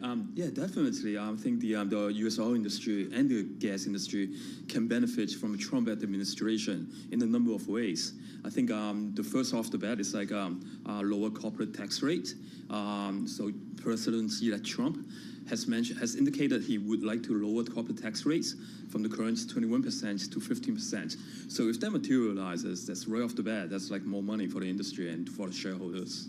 What are they going to do with that money then? Are you suggesting it would be share buybacks or what? Yeah, so there's definitely like a number of options these companies can do with this quote unquote extra money. They can, like you said, they can do more buyback for the shares. They can issue more dividend payouts. They can reduce the debt. And finally, they always have the option to funnel some of this money into capital expenditures, which ultimately will translate into more production down the road. How about from the regulatory standpoint, can I go down there now and drill a well? Can I make a pipeline to take my natural gas to Corpus Christi or wherever it needs to get to? Is it going to be easier under a second Trump administration to build energy stuff? Yeah, I would definitely think so. So under the Biden administration, the government has imposed a lot of regulations that are deemed as unfriendly to the oil and gas industry. The government issued a drilling rights moratorium. They placed a pause on energy exports permits, and they also increased royalties on federal land leases. And I would presume, and all of these were pretty hostile and created a lot of uncertainty to the industry. So I would think that Trump administration would remove a lot of these regulations that are deemed as onerous to oil and gas producers. So definitely beneficial from that point of view. You mentioned before, increasing CapEx potentially and how that would mean more production. Got to though worry about prices. If you are producing so much more, what happens to the supply-demand equation there? Is that already something that drillers are thinking about, of how much more they might want to maybe not go in too much? Yeah, that's for sure. So if you look at the past 10 years, U.S. oil producers have, on several occasions, crashed oil prices when they decided to turn on the production taps. So they're very cognizant of the risk this time around. On top of that, there's like a lot of shareholder pressures on these oil and gas companies to maintain capital discipline and to increase capital payback. So from that sense, I think even though if there's like more money to go around in the industry, it will be much harder for the U.S. oil producers to grow production the way they did just in the past 10 years or so. When did the U.S. become a net exporter? Like 2016 or something like that? Yeah, I think so. I believe Okay, so we were a net importer forever. Then we became, thanks to the shale finds, we became a net exporter. How does the U.S. oil industry, I'm not sure if you can even characterize it, or is it just individual companies, how does the U.S. oil industry interact with OPEC, if at all? Yeah.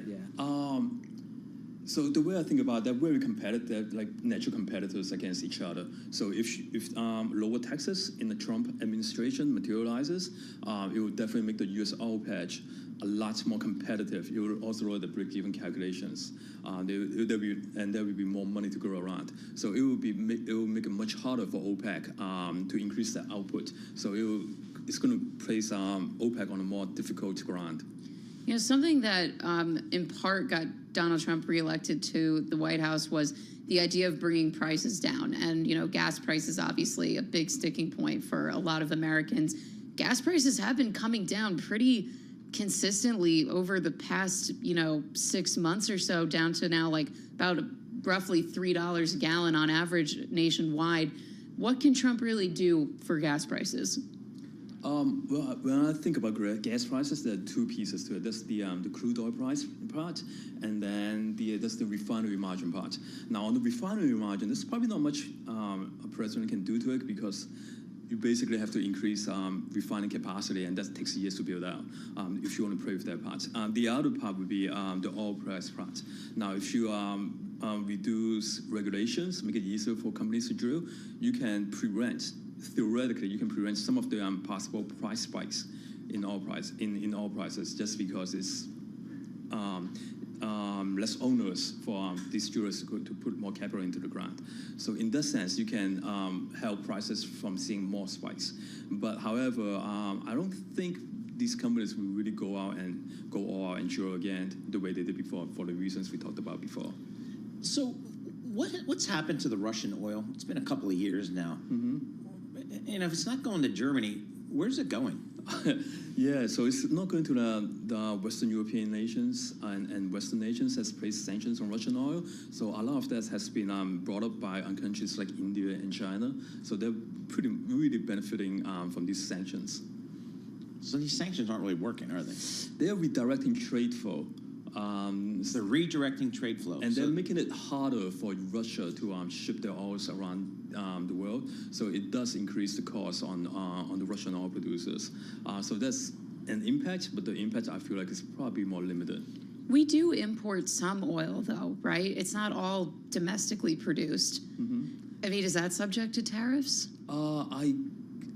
I think this morning Trump has indicated he will we do import a lot of oil from Canada just because of the crude rate that we need in the Gulf Coast. Mm-hmm. It's more fitting for Canadian heavier crude oils. And I think this morning he did mention that he's going to exempt some of these crude oil and natural gas imports from Canada, so he can really do it in a very surgical ways, even though if he does impose tariffs. All right, so I think the takeaway from this conversation is that oil companies are going to make more money through lower taxes. Trill, baby, trill. Tai Lu, thank you so much for joining us.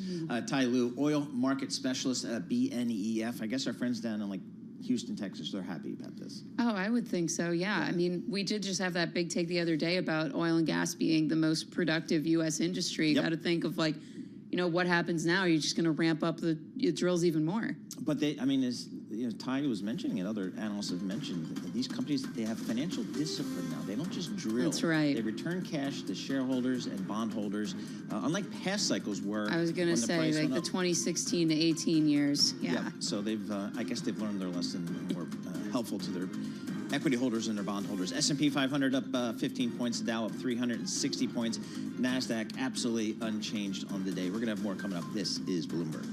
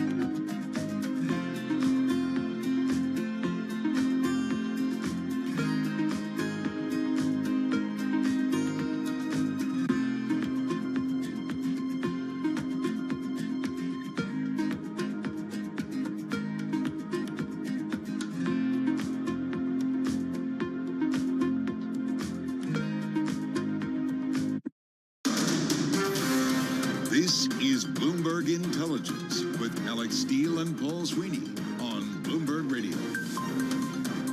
All right, Molly Smith sitting in for Alex Steele. I'm Paul Sweeney. We're live here in our Bloomberg Interactive Broker Studio. We're streaming live on YouTube as well. You know, you guys over in BN are pretty good. I mean, I hate to pat people on the back, but I mean, every day these big tech people come out with these amazing stories, and I mean, deep reporting, tons of sources, great graphics for simple people like me. It is beyond impressive help me understand what goes into these. And the number one issue since last Tuesday is, you know, what will President Trump do with his second term? You know, what's day one right look like? And you mentioned before the first 100 days, but really the first day. When you have the Senate, and it looks like you may also have control of the House, and then, of course, the White House. What is day one going to look like? You know what? We have a big take story on that. Of course we do. Mike Dorning, Washington editor for Bloomberg News, entitled, Your Guide to Trump's Day One Agenda. And again, there's pictures to make simple people like me make it understandable for me. I appreciate that. Mike, it looks like the President-elect Trump will have his sway in Congress as well. So what does day one look like for the second Trump administration? I would expect to see right away a crackdown on undocumented migrants. You can already see that in one of his first choices that he's announced as a border czar. My colleagues who are covering immigration were talking with their sources, and they were saying that people around Trump feel like they have both the vote mandate and the background from the prior term in office to move swiftly and decisively on that. You know, it's so hard for me to honestly imagine, Mike, of what this mass deportation would look like, what it entails. I mean, logistically, is there really any precedent for this? And of course, how expensive could something like this be? There's no recent precedent, but even today, I was seeing some comments from the person who'll be the border czar indicating that they'll start, in his words, start with people who are the worst of the worst. So looking initially to start with people who have sort of some criminal or other reasons why they're considered undesirable, and then they build out to other undocumented immigrants. The real, there are logistical challenges, and that's one reason why you saw private prison stocks shoot up after Trump was elected. One of the challenges is where to put all the detainees as you're processing them. Private prisons offer a solution to that. Trump himself has said that price is not going to be an issue here, that he views this as a key promise that he wants to deliver on. Of course, there are others that he'll be starting on right away as well. So, as we mentioned, the Republicans control the Senate, and it looks like they may control the House as well. Come up, the votes are still being. And then one could argue that, given some of the recent appointments, there's some control over the Supreme Court as well. Are there concerns in Washington that this president may face limited checks and balances? Certainly, there are concerns in Washington, and there are concerns elsewhere in the country that he will have unusually few checks and balances, partly because of that Supreme Court decision previously giving him essentially legal immunity for acts that fall against the law while he's president, as long as it's considered an official act of the president. He has a court system that's very sympathetic to him. He will likely have control of both the House and Senate. He also has a much stronger grip on his party than any president has recently had. Maybe Reagan, toward the end of his administration, would have had a similar grip on the Republican Party. But in the modern times, this is the president with the strongest grip on his party. And you also have, in addition to the strong grip on the courts, you have a more fractured media that is less of a check on the presidency. And perhaps most importantly, he comes in with the experience of a first term and a set of loyalists that he can put in the government, and he can move quickly, much more quickly than ordinarily an incoming president-elect would. Yeah, how different is that going to be then, Mike, from the first Trump administration, where a lot of the, cabinet figures were, GOP establishment kind of people rather than true Trump loyalists? Yeah, you've nailed one of the main differences, which is now he has people who he knows are loyalists. They've been building up these sort of rosters of loyalists, not just during his first term, but while he was out of government. And these people will know government and be able to get his agenda through. First term, he relied on a lot of establishment figures who were more of a GOP establishment view on foreign policy and who were more respectful of the norms of government. You've heard all these stories about Trump giving orders that went against the grain of, not having the president personally order prosecutions of people, not sort of bringing the military in to control protests, these things that ordinarily wouldn't be contemplated in our government. And there were people who stopped him from that. There might not be people who would stop him this time. All right, Mike, thanks so much for joining us. Mike Dorning, Washington editor for Bloomberg News, joining us from Washington, D.C. The Big Take story, your guide to Trump's Day One agenda. You can read more of this story on the Bloomberg and at Bloomberg.com/Big Take. Molly Smith, thank you so much for joining us here today. Back later in the week. Oh, very good. Yeah, excellent. See you then. Excellent. Alex will be back next week, so the story goes. Balance of Power with Joe Matthew is next after this global news update. Joe Matthew, Washington, D.C., Balance of Power. That's coming up after the global news update.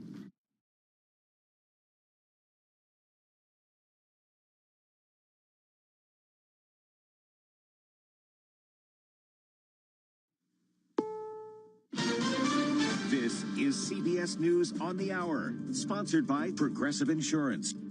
I'm Steve Kathan. Veterans Day at Arlington National Cemetery. The ceremony began with a military flyover and the national anthem. Then, President Biden laid a wreath at the tomb of the unknown soldier.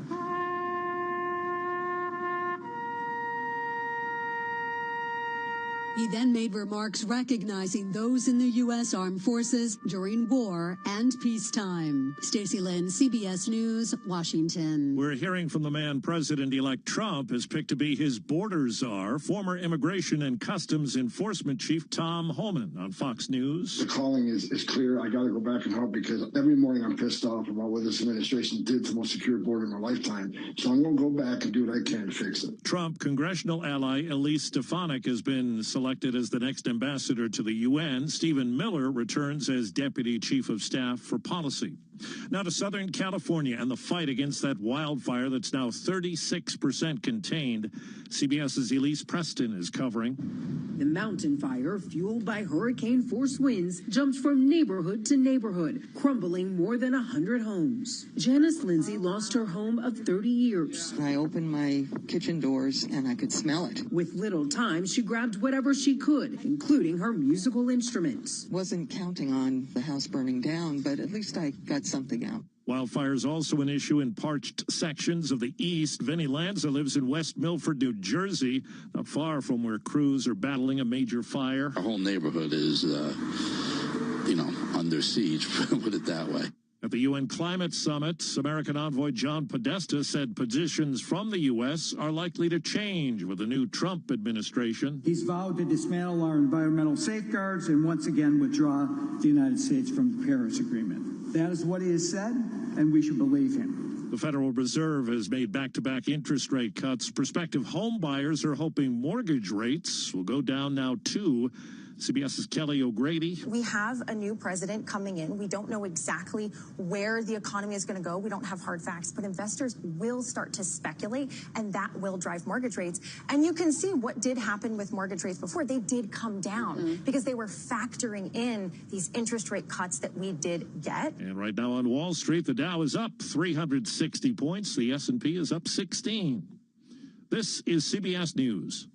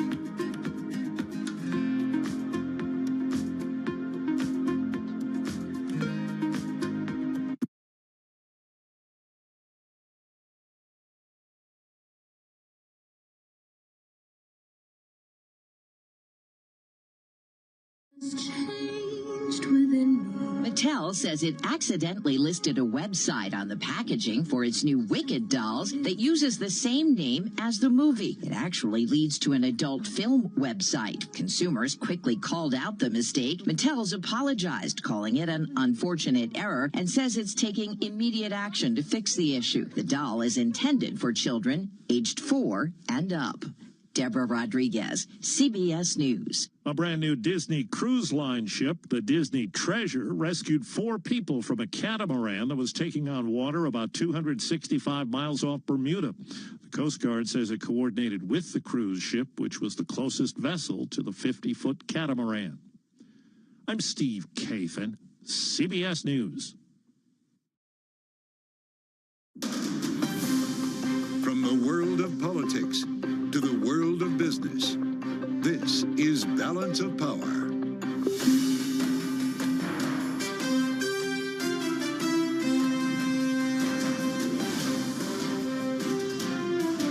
Live from Washington, D.C.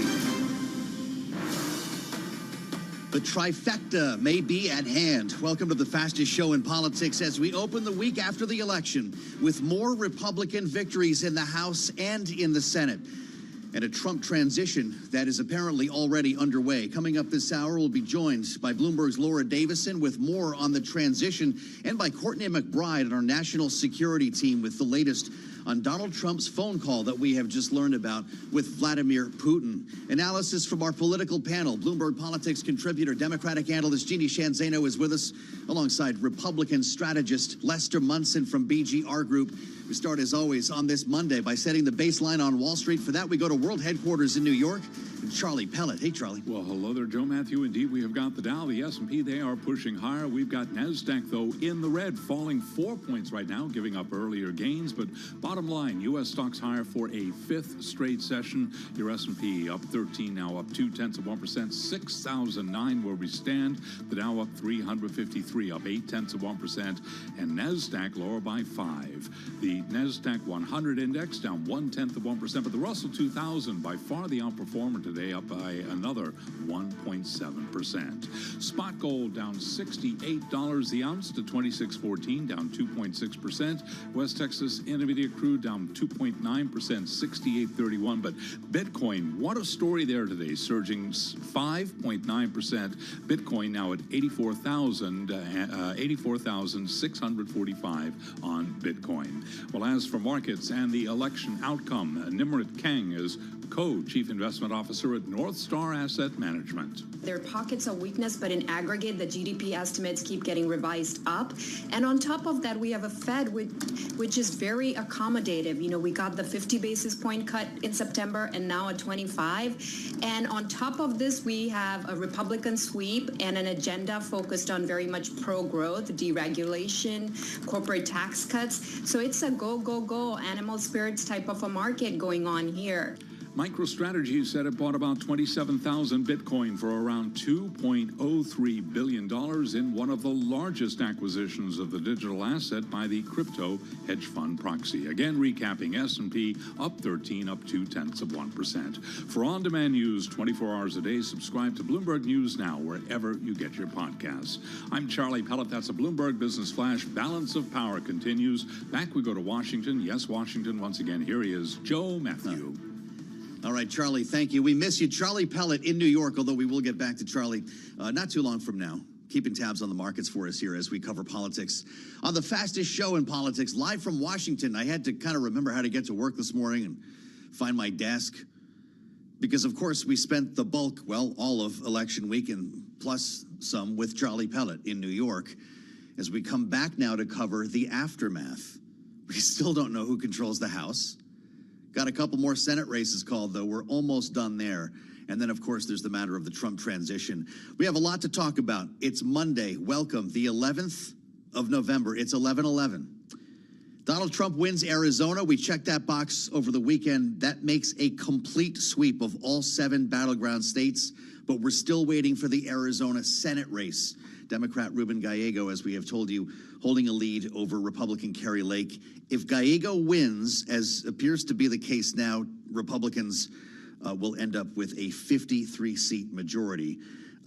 Early Saturday, they called Nevada for Jackie Rosen. In the House, we've got 19 races still to be called. I mean, this is incredible.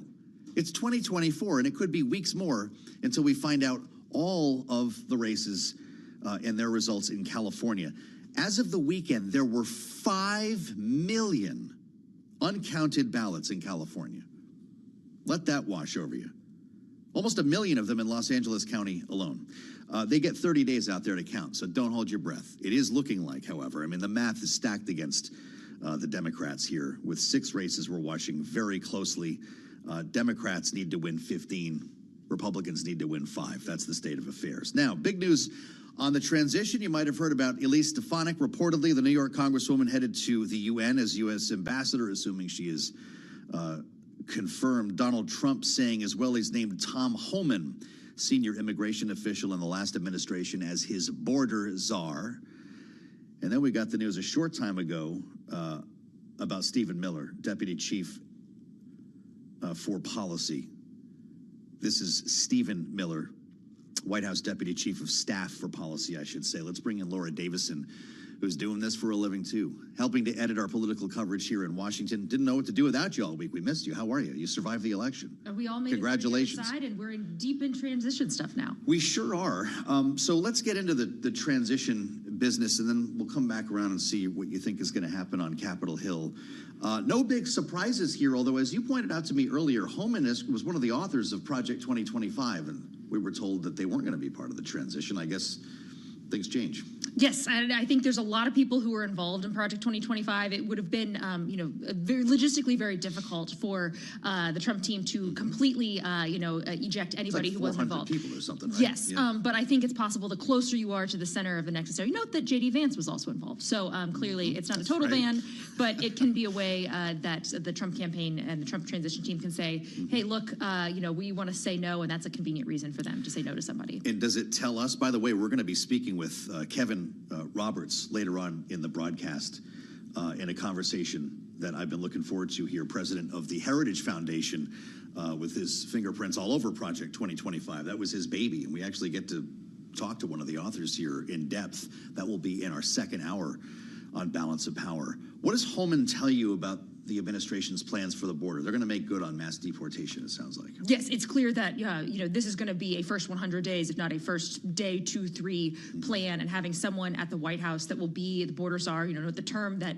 Trump used to refer to Harris's role in the Biden administration. He has someone who is officially, that's their title, coordinating across all agencies, and this is going to be a top priority for him. It also shows how he's using these White House jobs as a way to get people into the administration that may have a more difficult time getting a Senate confirmation. So this is, also you see with Stephen Miller there, he's creating a lot of jobs to sort of fit the puzzle pieces together how he needs them to. There were questions about whether that would include workplace raids. Do we have a sense of that level of detail right now? We're actually busting into offices, workplaces, trying to find undocumented immigrants. Is that going to be our reality in a couple of weeks, couple months? We don't know yet for sure, but that is one of the things that has been talked about, of going, into churches, into workplaces, into, think about hotels or hospitality centers, places where lots of immigrants do work, farms, for example. But the key question is, what money needs to happen for these all to be taken out? Can do ICE and the existing authorities, do they have money already appropriated from Congress that they can use to carry out these mass deportations, or do they need to go to Congress? And in that case, that might take longer. It does help that they look to be on track to have a House majority as well as a Senate majority. But Congress, as we all know, moves at a glacial speed, even if it's something that they want to do. We know who will not be in the transition. Nikki Haley, Donald Trump says. Mike Pompeo, former Secretary of State. Haley, I kind of get. He wasn't too happy about her running against him. How did Mike Pompeo get on Donald Trump's wrong side? He sort of kept Trump at arm's length, particularly after January 6th. That he's broken with him on Ukraine aid and some of these. But recently, just in the past couple of weeks, he's been at a lot of these rallies. He's sort of been in the Trump mix. But clearly, Trump decided that he wants to go with loyalists only, as he, particularly in some of these top roles. He's Attorney General, Secretary of Defense. He's expressed a lot of concern about people that he picked the past, even kind of when he's talked about what mistakes he made during his first term. One of the key things he said is, look, I picked people that weren't loyal enough to me. That's a big part of this. Enter Elise Stefanik. This is fascinating because she's got something coming. She's been a real warrior for Donald Trump, for the Trump campaign. But we also know that Republicans, if they control the House, will have such a razor-thin margin that the campaign, the new administration probably would prefer to not be dislodging anyone. You can tell me if her district is safe enough, it doesn't matter, but she was part of the Republican leadership in the House and will not be part of, apparently, this majority if it happens. She's going to be U.S. ambassador to the UN. Yeah, she actually replaced Liz Cheney in that leadership role. And so the way that it works in the House is that there's these special elections. So it could take months to replace some of these people in New York. The Elise Stefanik's district is way up north, up in the Adirondacks and Watertown and near Canada. It's a very safe Republican district. It'll almost certainly have a Republican get elected to it. But there's also been concern among the Trump team about nominating senators to some of these key jobs, even though they have sort of what looks like to be, it'll be a 3-seat majority or so. Governors appoint there, but even just having 1 or 2 or 3 people out for a couple weeks means that they can't start doing, processing the appointments, getting the tax bill going, all the things that they want to do. Sure. It'll waylay all of that. We're going to talk to Ron Bonjean a little bit later on this hour and his take on the balance of power, but the deck is stacked against Democrats here. Is it more likely that Republicans do pull off the trifecta? Yes, that is the way things are headed. Unless there's a bunch of almost all the counted ballots are all for Democrats. This appears that the Democrats are on path to take the House, and of course that means that they get to do this this crazy little Washington thing called budget reconciliation. Oh boy! Your listeners may remember. My facial tick is coming back. But basically that means that they don't need to rely when it comes to taxes, budget, spending on Democrats at all. Republicans, they don't have to pay attention to the filibuster. They can sail through on Republican votes only, which really helps expand the size and scope of what they're able to do. That's what control of both chambers does for you. Still pretty thin majority here, assuming that Speaker Mike Johnson retains his role in that world. How much like the last session, or I guess the current one, will be the next in terms of just working for every vote and in many cases relying on Democrats to pass bills? Very likely. The Republicans have a very fractious caucus. They are, the Tea Party and the House Freedom Caucus, who are not afraid to sort of stand up and say, no, I'm not going to vote for something that they don't like. There's 15 or 20 of them that sort of I align with the Freedom Caucus. So, having a 3-seat majority means that passing some of these spending bills, you may have to go and knock on the doors of some moderate Democrats to get things done. Mike Johnson's own job could be in jeopardy, depending, Is how that true? shakes. We will see. The drama this week will be in the Senate, where they're picking a new Senate Republican leader. Next. I thought Mike Johnson was looking good. He raised a bunch of money and might even keep the majority.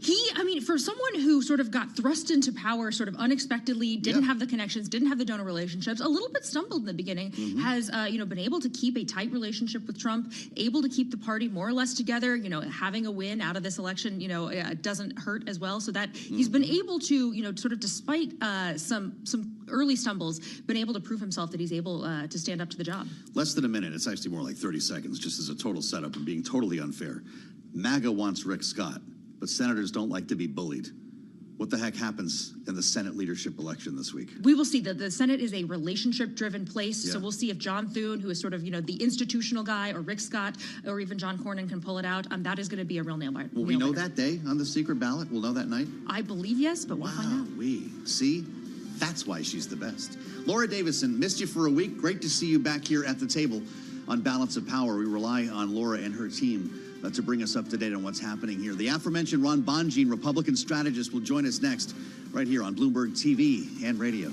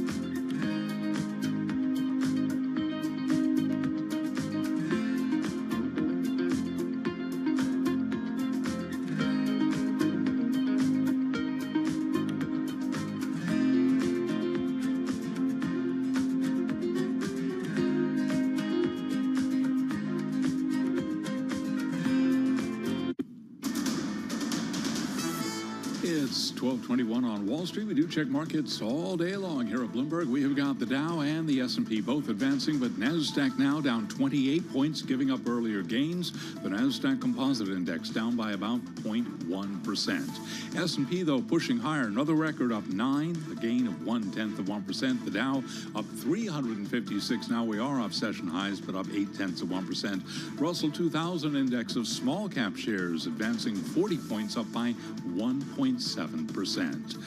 Spot gold down $71 the ounce to $26.13, drop now of 2.7%, and a retreat for West Texas Intermediate crude down almost 3%. WTI now at $68.32 a barrel. Bottom line here, stocks higher for a fifth straight session, and Bitcoin has topped $84,000. Right now, Bitcoin, $84,732.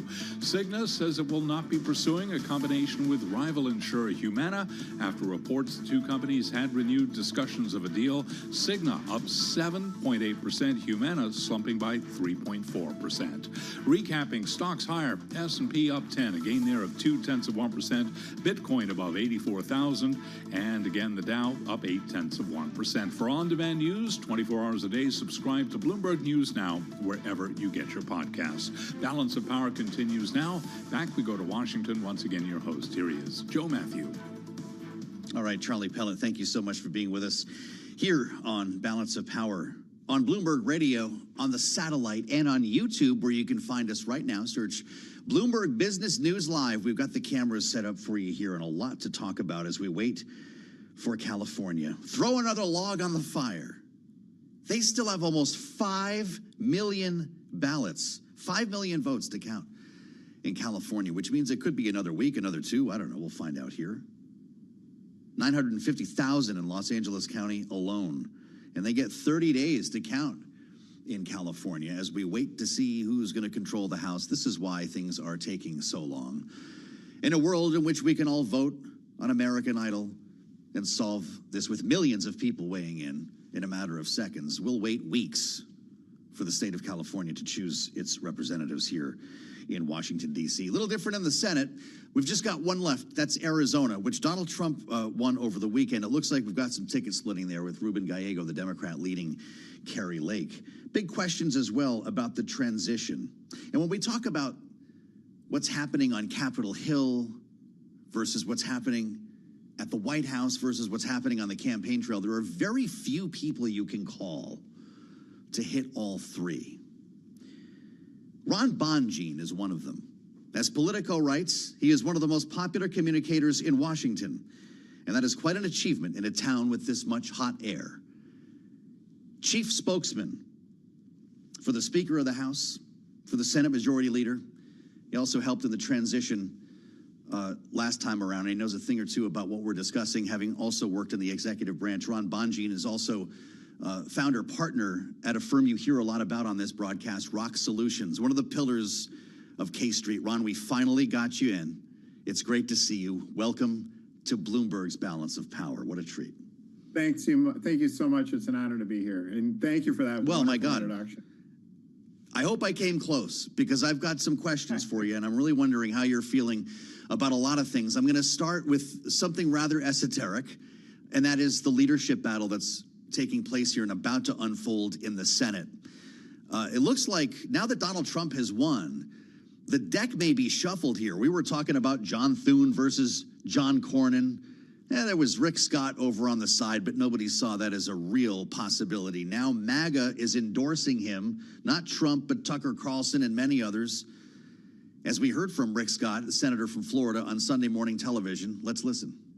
We have got to change the way the Senate is run to get Trump's agenda done. What it's going to take is somebody who's going to take the time to sit down and bring people together. We've got to get, for a lot of things, 60 votes in the Senate.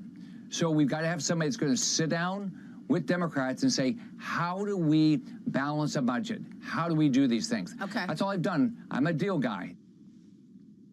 It's a secret ballot, though, Ron Bonjean. Can MAGA change the order here in the leadership in the Senate, or is this just a diversion for you and I to talk about today?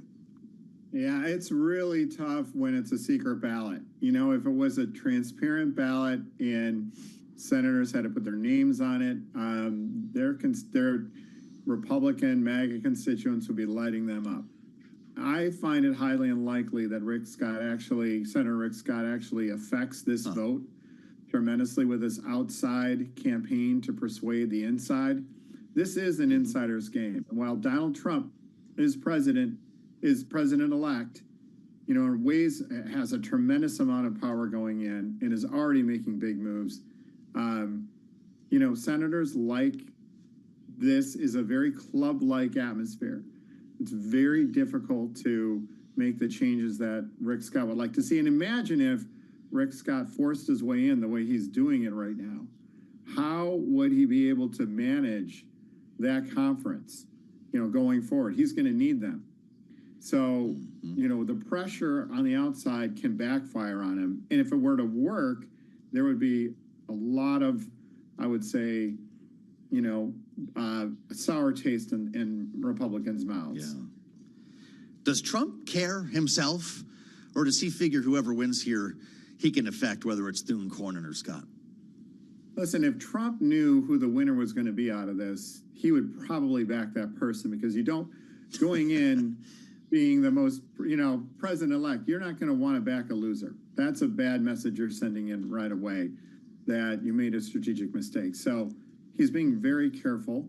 And I don't think that anybody telling him to stay out, you know, I thought what Senator Thune said about him staying out of the race, I thought, okay, well, you asking him to stay out of the race means that he's likely going to weigh in at some point then, if you're asking him to stay out. But we'll see what happens. Yeah. All right, give me your read on the House. Does it go Republican? The math is certainly pointing that way. And if that happens, does Mike Johnson remain Speaker? Yeah, it's likely going to remain in Republican hands. You know, all eyes, you know, are out west.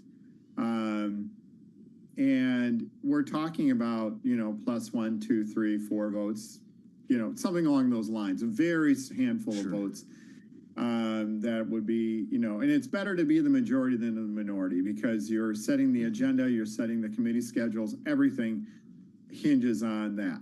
However, this is going to be very difficult for Johnson, because what if a member of Congress gets sick, a Republican gets sick? What if there's a car that's broken down the highway? He needs every vote on the big ones to make it count. And, you know, I think for the next decade, we're going to have back and forth, small margin Democrats, small margin Republicans. So this is an area that Johnson has operated decently well in.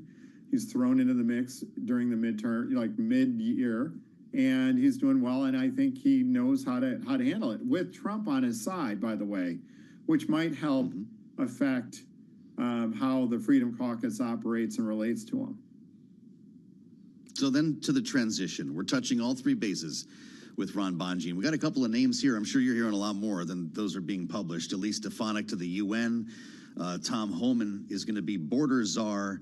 And we understand that Stephen Miller is going to get a deputy chief of staff role when it comes to policy. In this case, you've actually helped to orchestrate transitions like these. Ron Bonjean, when will it be complete? And when you go downstairs out to dinner or for a drink on K Street, you go into the prime rib next door. What's the number one conversation? Is it tariffs or taxes or what? Yeah, no, look, I worked on the first Trump transition. We were in charge of making sure those nominees got across the line, got confirmed. And, you know, right now, Trump is very clearly making moves early. He is not sitting still going forward. You know, a lot of other president-elects carefully plan and time out their announcements. That's not the way Trump does it. He rolls them out there. I mean, the transition really hasn't officially begun. I mean, they have not moved into, I mean, they're still negotiating about moving into the large GSA building that's used by thousands of Trump team members to prepare nominees for confirmation. But I'd say that the number one thing that K Street is looking at is who's going to be in power under the Trump, in the Trump cabinet. So right now I was just hearing at State, could it be Senator Haggerty, or could it be Senator Rubio? That was the latest I just heard before coming in here. You know, who's making it, who's not making it. I mean, look at Senator Pompeo, left by the wayside. former Secretary of State Pompeo left by the wayside. So, underneath that, sure, there are a lot of policies that organizations now have to get ready for, but you have to see the details of those policies, and you need to know who's in charge. That's right. We're still, a little ways away from January 20th. But I'll tell you, Donald Trump is making moves. I think he's going to make the most moves that any president-elect has ever done, affecting policy and affecting change before he's even entered office. I mean, look, he already talked to Putin with Musk on the phone, and he also told him, don't mess with Ukraine. I have weapons and I'll use them. I mean, he's not even sure. He's not even sworn in yet. Yeah, I don't know how appropriate a lot of people feel that is, but that's where we are. And apparently they did get on the phone together. Ron Bonjean, what's it going to be like? And there's some shades of 1980 here. Do you think that the Middle East unfolds, Ukraine unfolds around the time of the inaugural, whatever the next chapters are in those two theaters? Well, in terms of foreign policy, I think that world leaders view Donald Trump as an unpredictable unpredictable person. They're going to really tread with caution with him. I mean, they did so during his first administration very carefully. They're going to do it again. And so Trump is going to lay out his red lines out there, like he just did with Putin. It's unimaginable to see what it will be like going in at this point, because I think every day feels like a giant news cycle. But, clearly there will be hesitation among China, Russia, Iran on making big moves on Donald Trump's watch. Fascinating stuff here. As someone who helped to orchestrate the last transition, I'm just curious, lastly, what you expect to hear. There's been a lot of attention paid to Project 2025 and that second pillar that includes personnel. There's also been reporting that because there's no contract or agreement with the GSA, the transition team is doing its own vetting using a private security firm instead of the FBI. What does all that result in?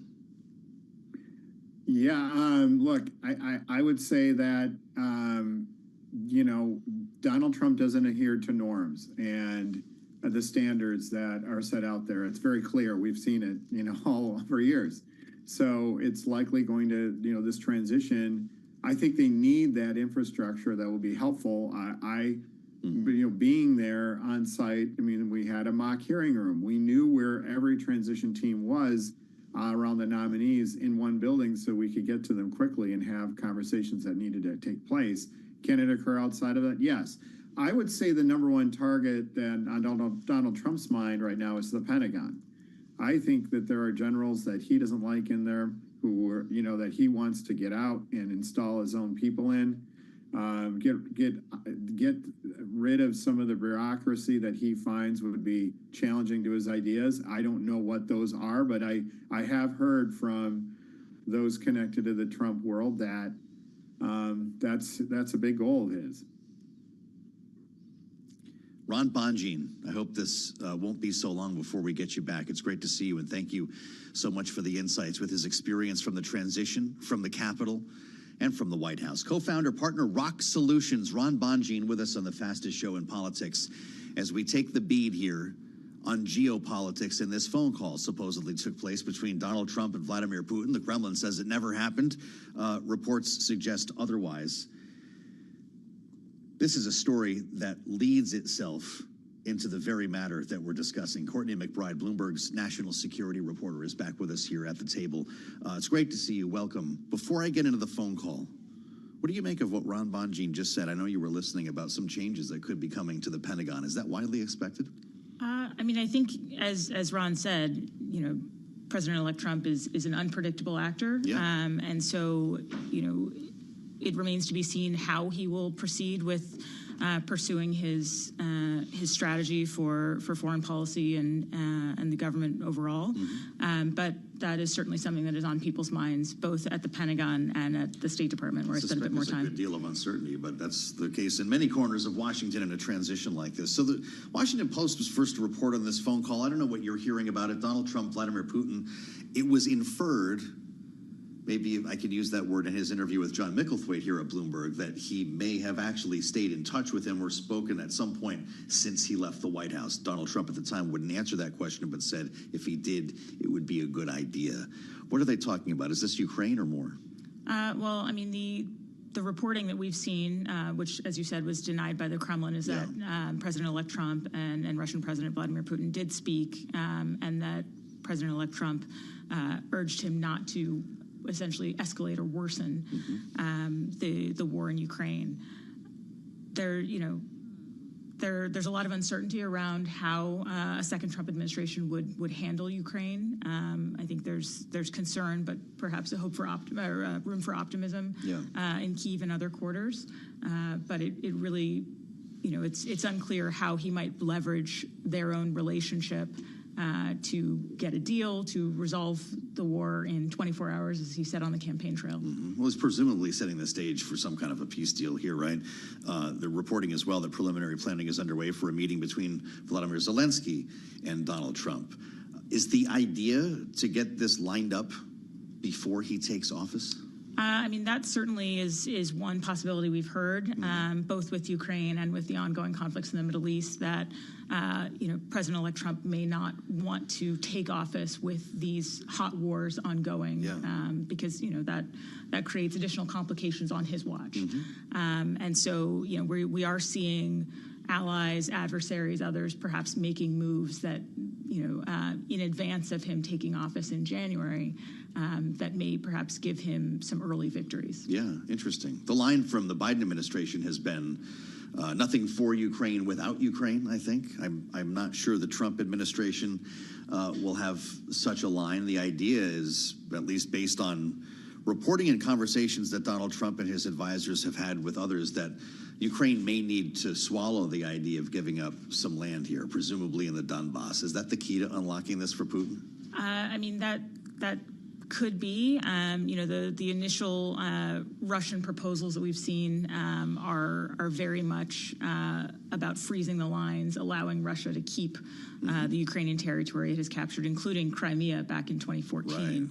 Right. I think what we've heard from Ukrainian officials is that they think the fact that President Zelensky and President-elect Trump have had a conversation is itself a positive development.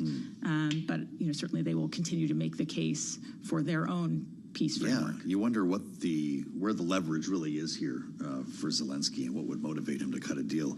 Before you leave us, Joe Biden's got some final travel plans here for the transition. Where's he going? Well, the APEC summit in Lima is coming up, as well as the G20 in Rio de Janeiro. So, and that's a kind of a farewell tour, if you will, for Joe Biden, or is he deal making to the end here? Well, I mean, the administration officials have been adamant that they are going to continue to pursue his policies until the end. They said they're going to run through the tape on January 20th. But that also is sort of predicated on other countries working with them. And as you said, there's, in the same way that Zelensky may lack leverage, the Biden administration, being very much a lame duck, may struggle to get its agenda accomplished. Well, it's been great having you for the balance of this administration. We'll have a lot more to talk about, I'm sure, going forward here with some big issues to solve, from Ukraine to the Middle East. Courtney McBride, great to see you, as always, again from our national security team here in Washington at Bloomberg. I'm Joe Matthew. Our panel up next, we're going to take a look at what's happening with crypto on the way as well, an important conversation. Mike McGlone will join us from Bloomberg Intelligence before we start to distill things with Jeannie Shanzano and Lester Munson. Ahead of that, it's Wall Street. We set the baseline in the markets with Charlie Pellet in New York. Hey, Charlie. Hi, thank you very much, Joe Matthew. Right now, we're looking at a mixed market. You mentioned crypto. Bitcoin closing in on 85,000. I'll have more on that in a moment. S&P right now up 7 at 6,003, holding above that big round number. Again, right now, just about 0.1 of 1%. The Dow pushing higher by 352 points, up 0.8 of 1%. Stocks higher for a fifth day. Again, the S&P up 0.1 of 1%, but not all stocks are advancing. We've got NASDAQ slumping by 0.2 of 1%. The Russell 2000 index, the outperformer, down now by 0.3 of 1%. Gold down $70 the ounce to 26.14, dropped there of of 2.6%. And West Texas Intermediate crude down 3.2%, 68.14 for a barrel of WTI. Bitcoin now surging by 6.3%, 84,938. We'll have more on Bitcoin and crypto coming up in just a moment right here on Balance of Power. Get ready for a blast of inflation data this week. And with a look ahead, here's Bloomberg's Vinny Del Giudice. The Labor Department will issue October's Consumer Price Index on Wednesday. Bloomberg Economics sees auto prices accelerating, leading the inflation index higher. In September, consumer prices rose at a 2.4% yearly pace, above the Federal Reserve target. October may top that. The Labor Department is also set to issue October's Producer Price Index on Thursday and October's Import Price Index on Friday.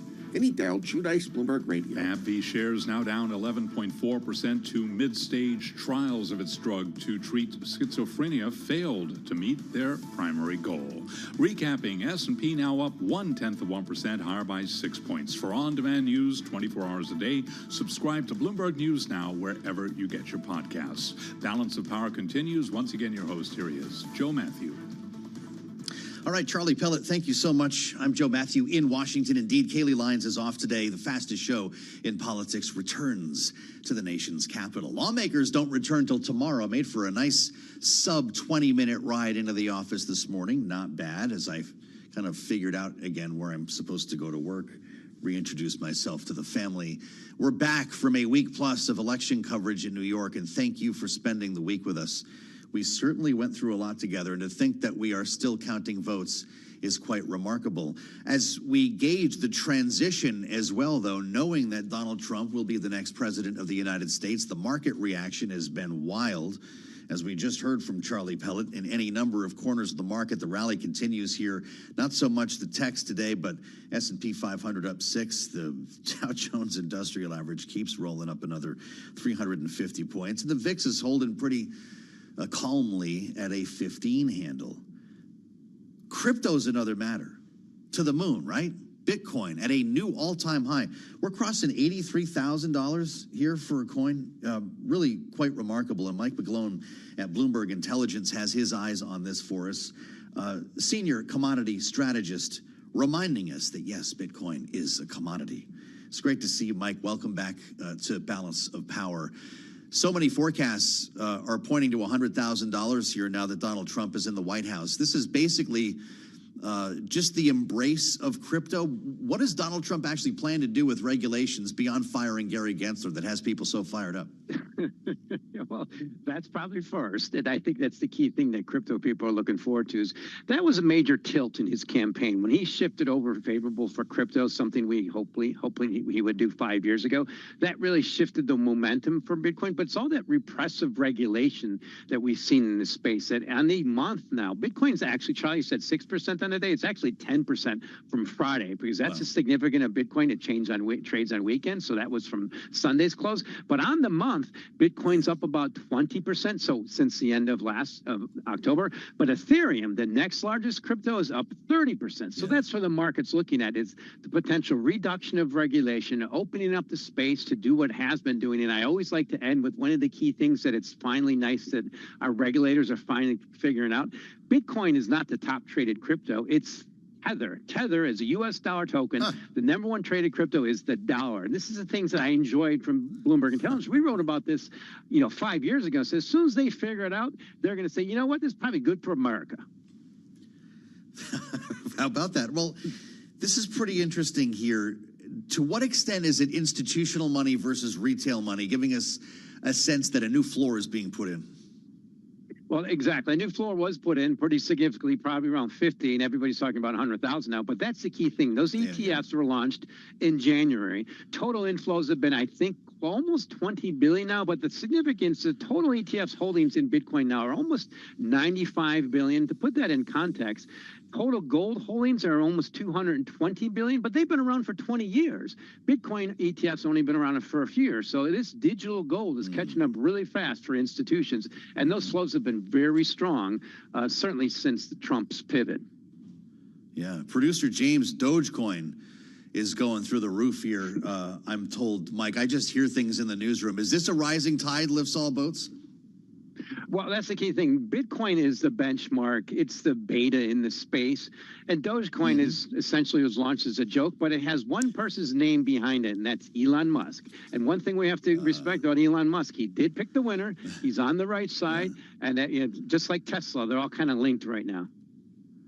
$100,000 by the end of the year? What do you think?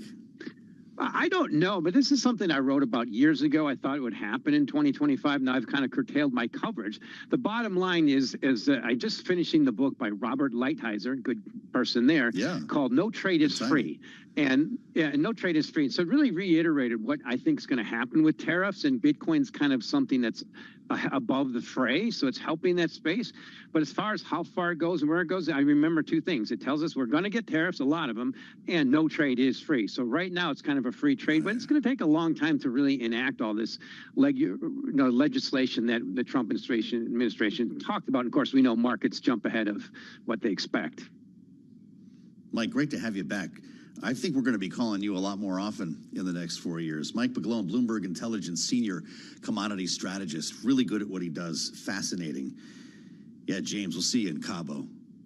I'm Joe Matthew in Washington as we assemble our panel now. Let's get down to it.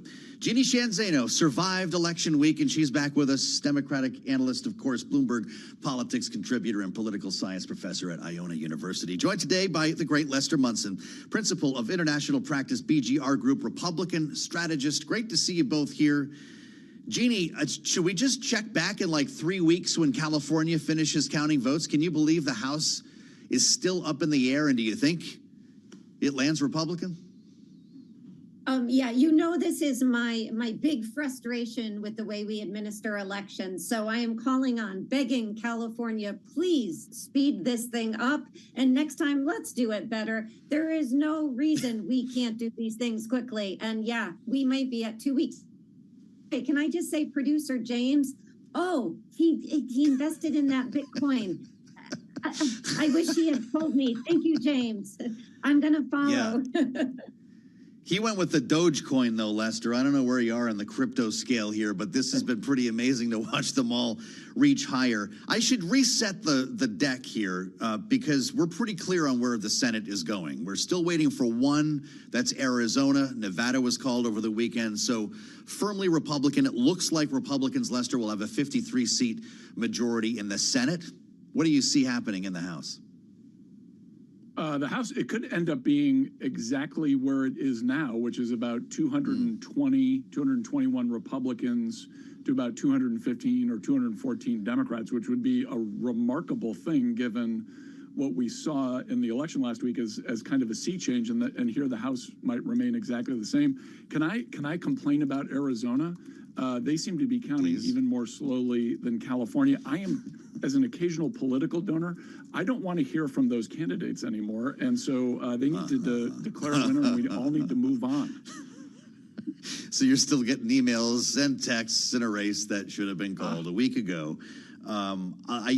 Same-day registration, my God, I realize it's complicated, but I'm not sure I understand exactly what takes so long, Jeannie. They've got 950,000 votes still to count, almost 1 million in Los Angeles County alone. But now that it does appear to be headed for a House led by Republicans, Jeannie, what is the role for Democrats here? Is it the party of no? Is it the party of the insurgency? What's Hakeem Jeffries' charge?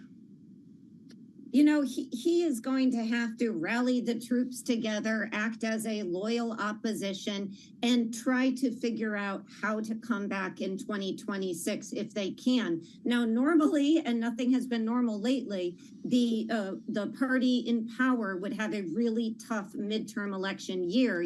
That's where we've seen the shellackings and everything else. So, that's what we expect would happen. But that said, the Democrats find themselves, as you look at this map, which, as we study it now, has just, morphed red. It's an astonishing victory for Republicans. And so Democrats have their work cut out for them. Hakeem Jeffries is good at this.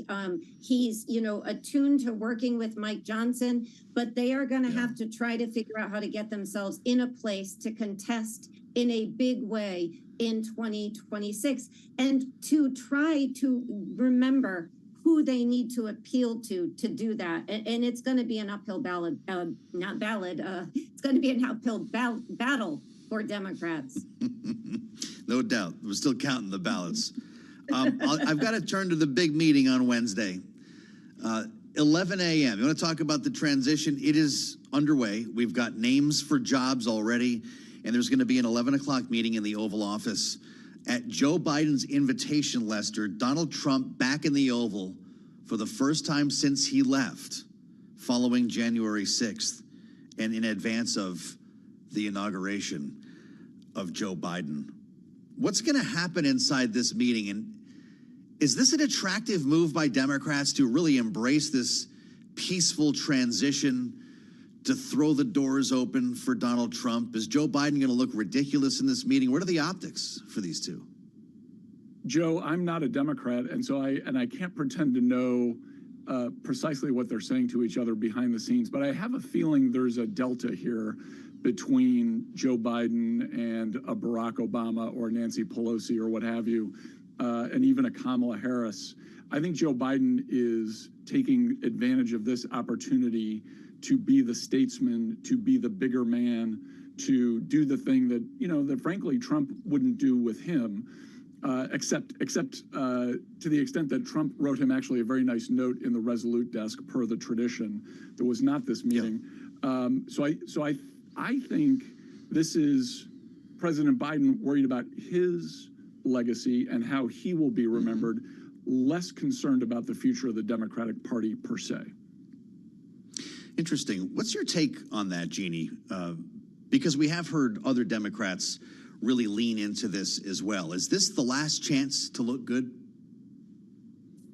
Yeah, Joe Biden, he is doing what we expect any, president leaving office to do, to be gracious to his successor, to invite them to the White House, to exchange pleasantries.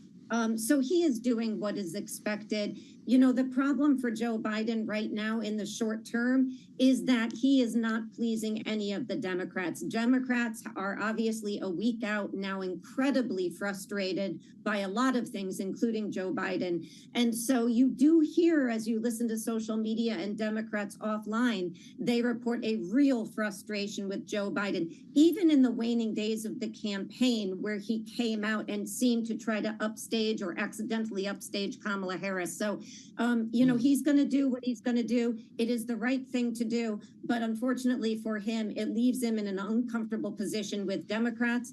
And I would say I'm curious to see how his staff operates with the Trump staff, because there is not a lot of good feeling between those two either, given Trump's inability, as Lester just talked about, or unwillingness to be as gracious to them when they were taking control. Well, it's an interesting thought here on the 11th of November to think of what we'll know, say, even a week from now, because the names are flying, even though the Trump transition team has not signed the memorandum with the GSA. A lot of this is happening behind closed doors. As we learn it, we'll bring you in to the fold here, of course, with whatever information we have at Bloomberg. Our panel stays with us. Next hour, we're going to talk a little bit more about the leadership battles that are going to be unfolding, certainly the one in the Senate when it comes to the balance of power on Capitol Hill. And we, again, don't know who's going to be controlling the House, but Mike Johnson might be in pretty good shape as well. A very important conversation on the way that I want to invite you to. In our second hour, as we welcome our global television audience, Kevin Roberts is going to join us here at the table. He is the president of the Heritage Foundation, out with a new book, Dawn's Early Light, and the force behind Project 2025. We'll talk transition and policy with him coming up right here, only on...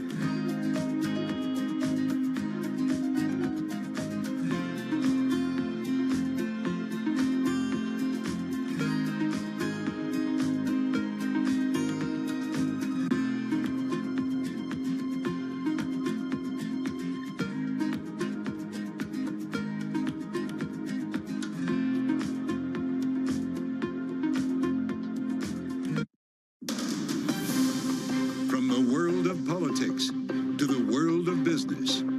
This is Balance of Power.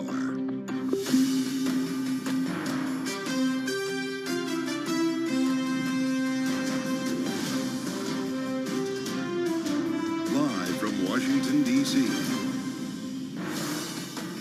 The transition has begun. Welcome to the fastest show in politics. As we wait to learn the balance of power on Capitol Hill, the incoming Trump administration is busy filling out a future cabinet. Coming up this hour, an important conversation with Kevin Roberts, the president of the Heritage Foundation, the force behind Project 2025, and the author of a new book called Dawn's Early Light. He joins us now on the way forward following the elections with analysis from our political panel. Jeannie Shanzano, Democratic analyst and Bloomberg Politics contributor, is with us this hour alongside Republican strategist Lester Munson from BGR Group.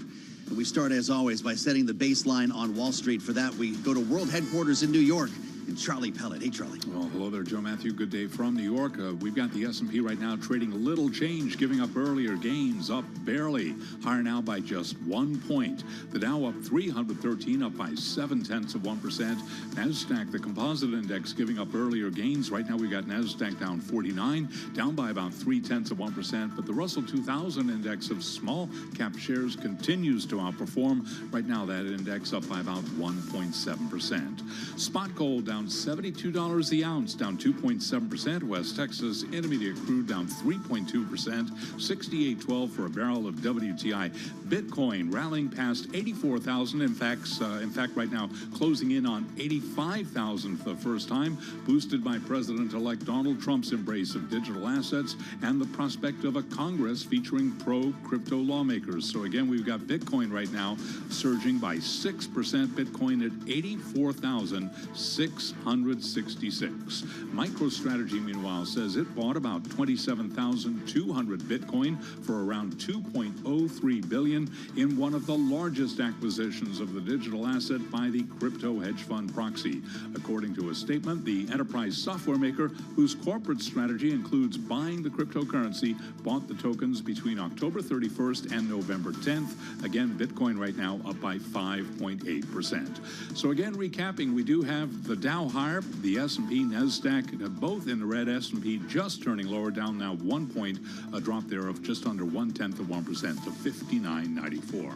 For on-demand news 24 hours a day, subscribe to Bloomberg News Now, wherever you get your podcasts.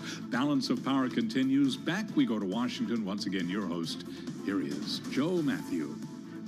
All right, Charlie, we miss you. Back in Washington, the fastest show in politics, back on Bloomberg TV and radio. I'm glad you joined us here for the Monday edition as we still count votes, certainly in California, with several seats in the House not yet called. So we technically don't know who controls the House of Representatives. It's a pretty deliberate win for Republicans on the Senate side, though we are again waiting for a call in the Arizona Senate race. That'll be the last block. As we learned over the weekend, the Nevada Senate race called and Donald Trump wins the state of Arizona. So we could have some ticket splitting when it comes to Arizona. The House is the Wild West, literally in this case. We've got millions of votes to be counted, nearly 5 million still in California. So it could be days, it could be weeks before we really have a sense of it. If Republicans do keep their majority in the House, it looks like it'll be about as thin as what they have right now.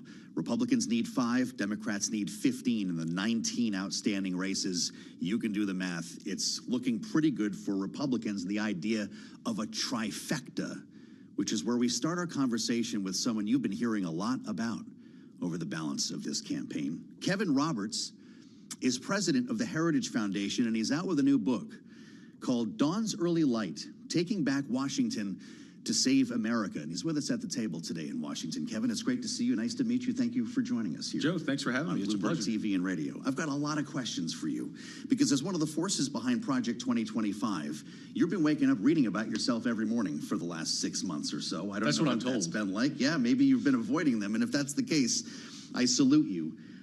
We're in a world where some Republicans have demonized you. Some Democrats have done the same. And quite an experience for the Heritage Foundation here. Now that the election is done, though, Donald Trump is headed back to the White House. And the GOP, as I just mentioned to our viewers and listeners, appears to be on track to controlling both chambers. So do you feel like they won, or do you feel like you won? Oh, they won. And most importantly, the forgotten ordinary American has won, because what really won was an emphasis on common sense solutions to problems. And really, not that at Heritage we feel either entitled or defensive about Project 2025. We just are resolute, because it's now policy-making season. This is something that we've done for 44 years, since 1980 with Ronald Reagan. We understand that, of course, President-elect Trump and Vice President-elect Vance will make all the decisions. Having said that, Project 2025 is the single greatest, biggest scope of personnel and policy work that's ever happened, and we're very proud of it. It represents several dozen million Americans, if you think about the 110 organizations who are part of it. Once again, totally up to the president-elect and vice president-elect. We operate in service to them and to the American people, but ultimately, to get to the heart of your question, Joe, the American people have won here, and we look forward to playing whatever role, formally or informally, that we can to support that. Well, did you anticipate the backlash? You mentioned Ronald Reagan. The mandate for leadership was something that was actually pretty well received as a policy paper. It helped to put Heritage on the map. Was this supposed to be another version of that, or sort of a quiet policy paper that you would provide whatever the incoming administration would be? We wanted to insert substantive policy conversations into the political season. We did not anticipate that the radical left, which couldn't run on its record because it's terrible, would actually use that as the boogeyman and succeed in doing that. And look, we made a tactical error in not responding in the first 6 weeks to their total mischaracterizations. That's on us, but ultimately the mischaracterizations are on the radical left. That's a tactical lesson that we've learned, and we'll never repeat that. But that doesn't mean that the substantive part of the work, the policies, the personnel database, which has 20,000 Americans who want to serve not only in presidential administrations, but also in gubernatorial administrations, is somehow something to be ashamed of. In fact, quite the opposite. We're very proud of it. Having said that, it is very much designed, as all of our previous projects have been designed, which is to be of service. And if I had to predict, the next administration is going to be filled with excellent men and women, not just because of the work we did, but most importantly because of the great acumen of the president-elect and vice president-elect and the team that they're already assembling. We learned one name just over the weekend. It's Tom Homan, who's going to be the border czar, as Donald Trump is referring to it. And that was from a post on Truth. I don't think that's a position that requires Senate confirmation when it comes to being a czar, whatever that is. But he was one of the authors of 2025. So is the winter over? It may be. Tom Homan is also a visiting fellow at Heritage. He's a good friend. I was texting him earlier, congratulating him on that. And look, the most important thing, forget Tom's professional affiliation, forget that he was a Project 2025 author. The most important thing is that he is aligned not just with President Trump, but also with the American people who want to bring an end to the ridiculous disorder on the southern border. Tom's going to do a great job there.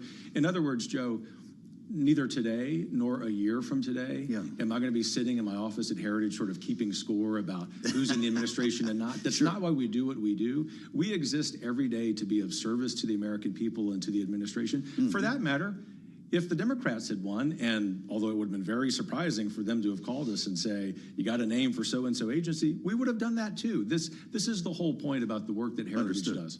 Understood. Although we had heard from the transition team that no one from Project 2025 was invited, we've got home, and that apparently was not the case. Have you talked to Donald Trump since he won?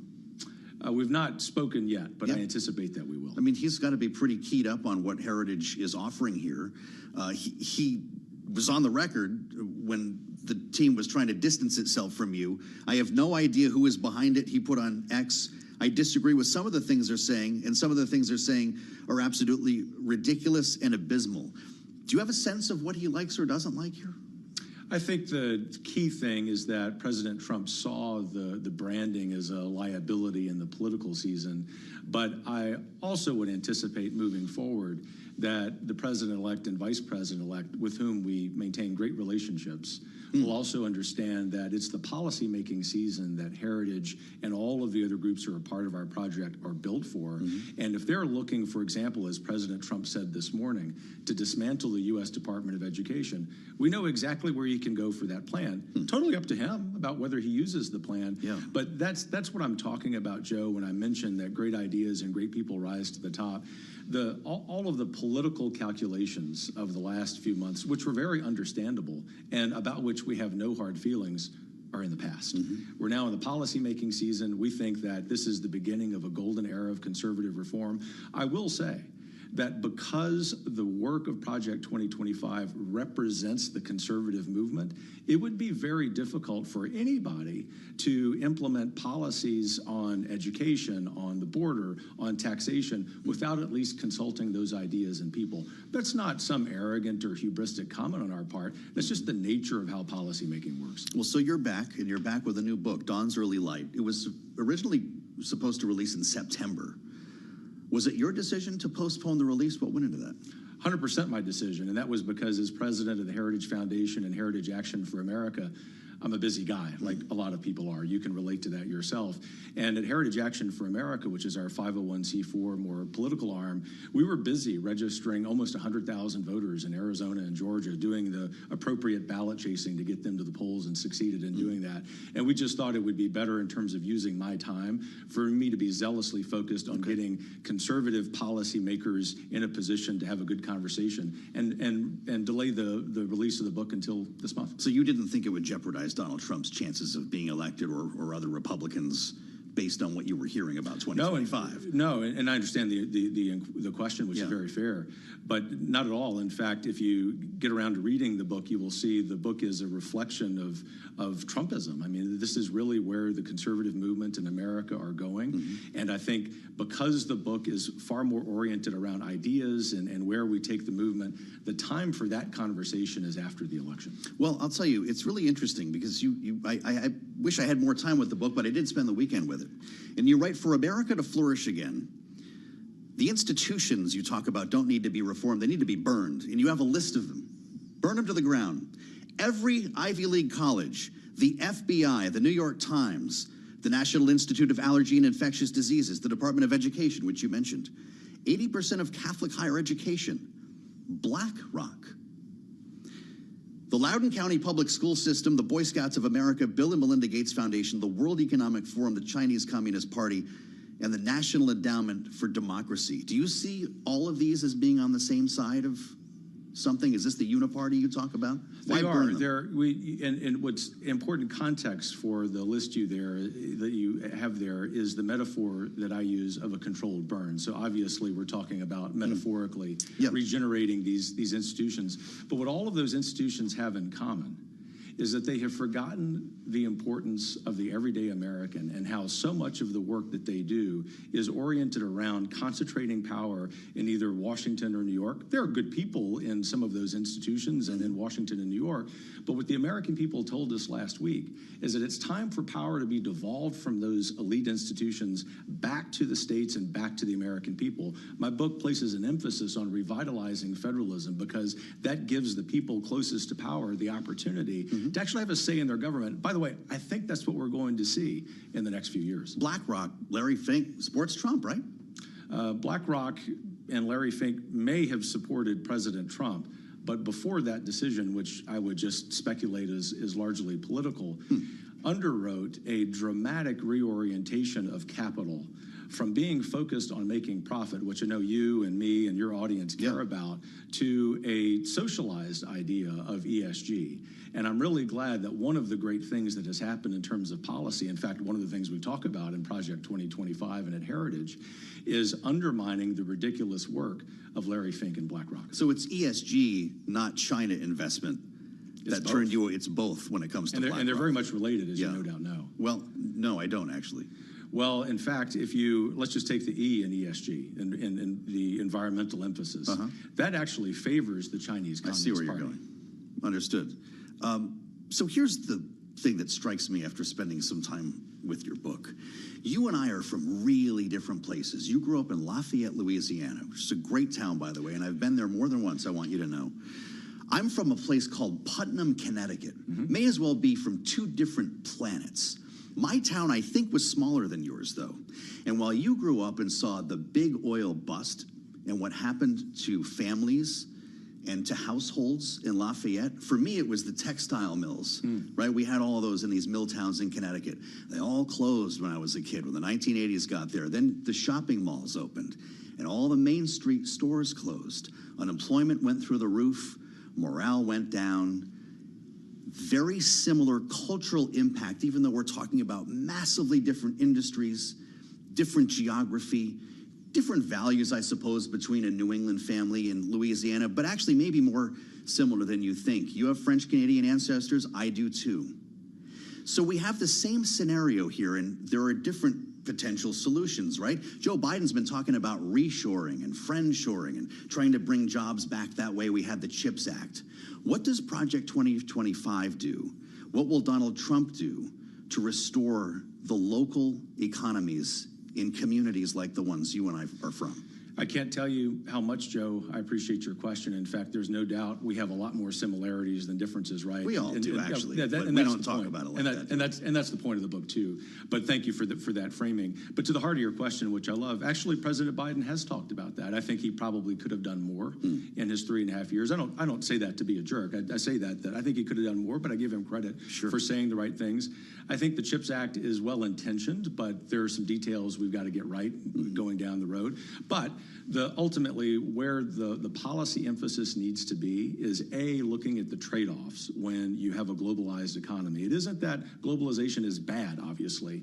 It's that there are effects that are deleterious on local communities. But the second is, whether it's friendshoring, onshoring, or providing incentives for American companies to be producing here at home for American jobs, that's the conversation we need to have. And thirdly, because of how evil the Chinese Communist Party regime is, at Heritage, we are fully supportive of tariffs on China. We are not supportive of tariffs across the board, but we do understand that that is a valid conversation for us to be having, as opposed to what the political right in this country 10 or 20 years ago would have said, which is you can't even talk about it. We believe we need to look at the data, we need to look at the tax regime as a whole, and we always need to understand that a good, healthy economy flows first from a good, healthy civil society, whether it's Putnam, Connecticut, or Lafayette, Louisiana. And that's something. Lastly, I want to ask you about personal liberties. I don't want to do the abortion debate here on the air. We've been doing that for months, and I know where you stand on this. You talk about it at length. You highlighted trans as an issue in this campaign. The Republican Party got a lot of result from some advertising in that area. Are you focused on minors, on parents, on schools, or are you focused on an adult who says, hey, I have a different view of the world and myself than you do when it comes to things like gender dysmorphia? Should an adult be allowed to do what they want to do with their own body? From a policymaking standpoint, especially over the next few years, we're focused on minors. But the reason that we at Heritage are so concerned about transgender ideology is because it harms any human person it touches. We love every human person. We believe in the dignity of every human person. And it's on those grounds that we think, even for adults, this is problematic. Problematic because they're talking to kids about it, or they're going to somehow infect other adults? What's your worry? Both. Hopefully there's real agreement in this country. Actually, I know there's real agreement in this country, evidenced by how effective a political issue this was last week, that we have a real issue with how much the transgender ideology has been imposed on children through our schools, through our institutions, going back to your earlier question. As opposed to just someone going about their business as, a 30-year-old, this is a choice I made. That's a big difference. That's a big difference. I'm glad that we could spend some time together, and I hope this is the start of a conversation that we'd like to continue here on Bloomberg. I'll come back anytime. I would love that, by the way. Dawn's Early Light is the book. Kevin Roberts, happy to meet you. Good luck with your travels. You almost missed a train for us. We'll have a lot more ahead on the fastest show in politics right here on Bloomberg.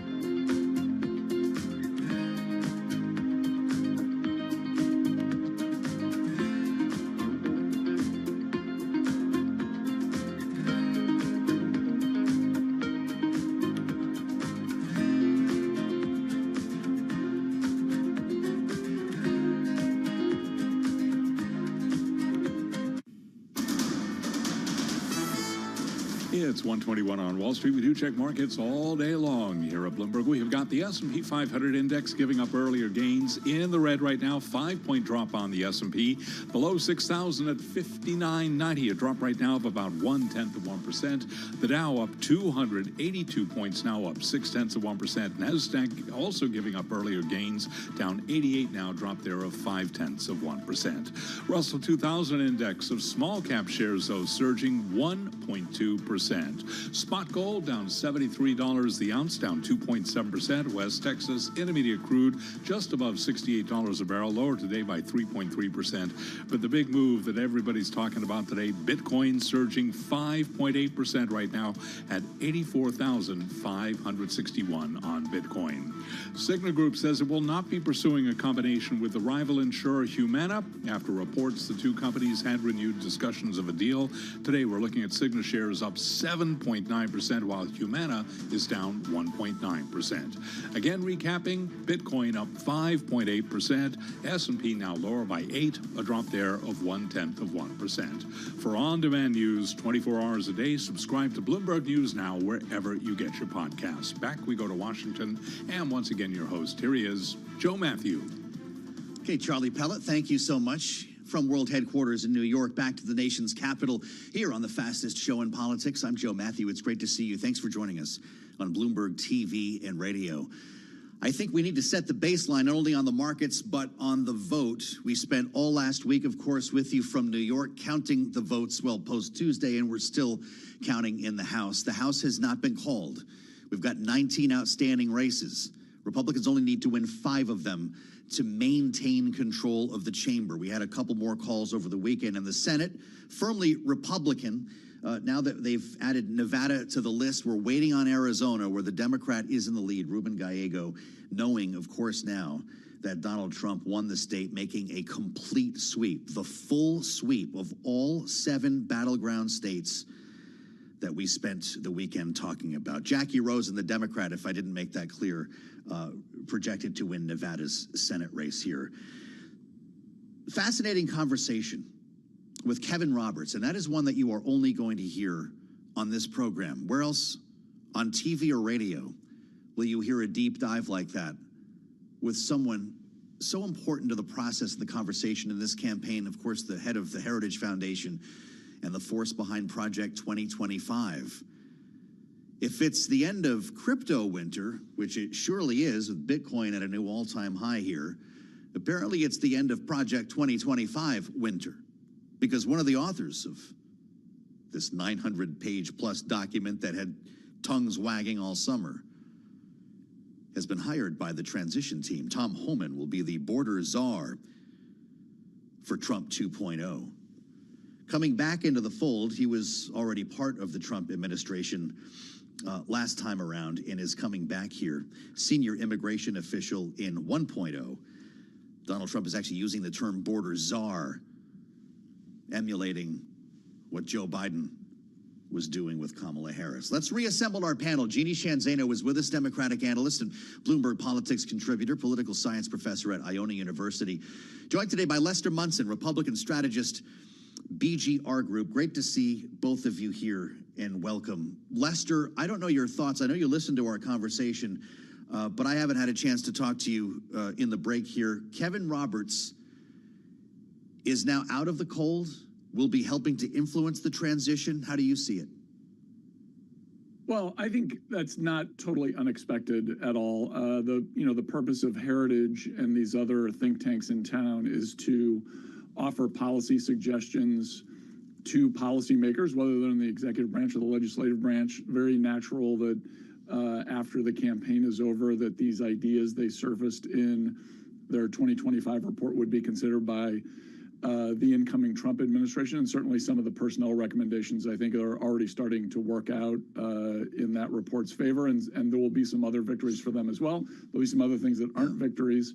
The thing that struck me, Joe, first of all, excellent interview, and I did learn a lot, and I loved your comparison of the hometowns. The interesting thing for me is that this is a think tank that makes policy suggestions, but also has some rather inflammatory language about burning down institutions. That, for me, is kind of the strange value add here from Heritage Foundation. I'm not sure how helpful that is at the end of the day. We're certainly getting plenty of fiery metaphors and adjectives from the candidates. I don't know that we need them from think tanks also. I get you there. And he did. I was actually going to ask him that, but he did make clear that he was using figurative language and, referring to burning down institutions. But fighting fire with fire is a big theme in his book, Jeannie. He talks about rekindling the fire of the American tradition, burning away the rot, a long controlled burn of targets like the FBI, which again, he said was not literal. The book's original subtitle, in fact, was Burning Down Washington to Save America. But as the Democrat on our panel, Jeannie, after listening to him talk for the better part of 20 minutes about a lot of different issues, in what was not a confrontational conversation, I wonder if it makes you feel more comfortable about any of the contents here. Yeah, I agree with Lester. It was an excellent conversation, and it was collegial, and I learned a lot. I have not read his new book, but I have read and written about Project 2025. And what struck me as you asked that last question is the fact that one of the pillars of Project 2025, which Kevin Roberts talks about, is that we are going to secure our individual liberty. And that was in the context you asked that question about transgender issues. And I think it is quite, the example to think about, since it played such a role in the election. And of course, what he came back and said was anything but about the protection of liberty. What he said when you asked him to differentiate between children and adults was he's talking about everybody, that he is concerned indeed that adults who choose to live their life in this way may infect children, infect other adults. This is why, as we look back, you have places like Politico and others refer to this as a Christian nationalist authoritarian movement, because while it wraps itself in a conservative dogma, the reality is when they talk about liberty, they talk about God-given liberty. That is the liberty to live as he believes God wants us to, not as we in the United States do. And that's why they talk about ending separation of church and state. And of course, I agree with Lester. Take away the fiery language. They are talking about eliminating the FBI, eliminating the Department of Commerce, eliminating the Department of Education. No question, all of these can be curbed, and there's a lot of bloat in DC that can be cut, no question. But this is a dramatic document, and there is a reason Donald Trump moved away from it in the campaign, because he knew it would be unpopular with the American public. And lo and behold, a few days later, what did he do? He nominates to run our immigration and the border one of the contributors. It is worth everybody reading Project 2025, even if 25% of it gets into policy. It is a dramatic shift in what has been U.S. history and U.S. policy. Yeah, take it from me. It's a long read. Lester, I'm struck by the similarity in the language that we're hearing between some conservatives and progressives following the election. The aforementioned Kevin Roberts, in his foreword for Project 2025, talks about, under our Constitution, the elites here, and under our Constitution, the equality that is provided. He writes, nearly every top-tier U.S. university president or Wall Street hedge fund manager has more in common with a socialist, a European head of state, than with the parents at a high school football game in Waco, Texas. Get these lines. Many elites, he says, entire identity, it seems, is wrapped up in their sense of superiority over those people. But under our Constitution, he writes, they are the mere equals of the workers who shower after work instead of before. Right? That's Kevin Roberts' Heritage Foundation. Pramila Jayapal, who was the head of the Progressive Caucus in the House. We have become a party of elites, she writes, choosing the same word. Whether we abandon working class people, whether they abandon us, whether it's some combination of all of the above. Do we need to get Kevin Roberts and Pramila Jayapal into a room to solve this? Yeah, Joe, it's fascinating that the civil wars inside each party seem more compelling to the fighters than the actual conflict between the parties themselves. And I think part of this is because of the changing nature of the way we vote, right? It's not about persuading the middle anymore, or the undecideds or the independents. It's about getting the low propensity voters on your side to actually show up and vote.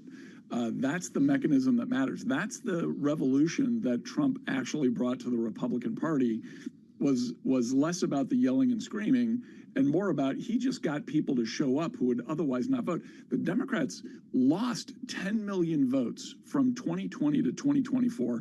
For whatever reason, Joe Biden was able to get those 10 million people to show up and Kamala Harris wasn't. And I have a feeling what Democrats are going to spend a lot of time trying to figure out is how do we get those 10 million people back to the voting booth, showing up to vote for our candidate? That way we can win. So this like civil war inside the two parties is about trading off a few elite votes for a lot of votes, maybe more at the bottom of the economic spectrum. That might be a little bit healthy, but it is kind of fascinating that both parties are doing pretty much the exact same thing. Isn't that right? What a great conversation with our panel. Can't do this anywhere else. Jeannie Shanzano, thank you. Of course, Bloomberg Politics contributor, Lester Munson, BGR Group. There's a lot to think about, and we have a lot of questions to answer as we make our way to the next administration. One of those questions is, how long can the markets keep rallying? My goodness, diamond hands. Abigail Doolittle joins us from New York now with another all-time in Bitcoin, following another record high to end last week in the S&P 500. Abigail, I guess we'll do that again today, huh? It seems that we are doing it, at least for Bitcoin. It's interesting. The S&P 500 cooling off just a little bit right now, down fractionally, but it could flip higher. And then, yes, we would see yet another record close. And to your point, we did have an all-time high earlier today for the S&P 500. I believe that would be the 51st of the year. And at that point, the best 5 days of the last year or so, since November of last year. Relative to Bitcoin and the crypto space, it's really pretty incredible because this risk-on rally, of course, has to do with the election of Donald Trump as the next president of the United States and assumptions around what policy will be out of his administration. Lower taxes, protectionism,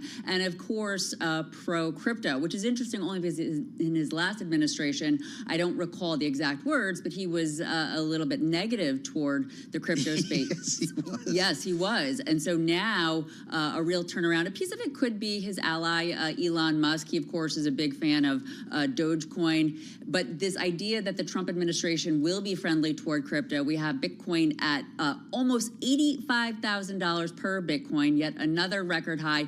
Interesting, though, the best day was last week after the election, up 9%, but today it's still up a very healthy 6%. The rest of the space is higher, including some of these Bitcoin names such as Coinbase, MicroStrategy, Mara Holdings, all of them up about 20% or more. So investors certainly buying the rumor. Then we're going to have to wait for the actual news or the facts.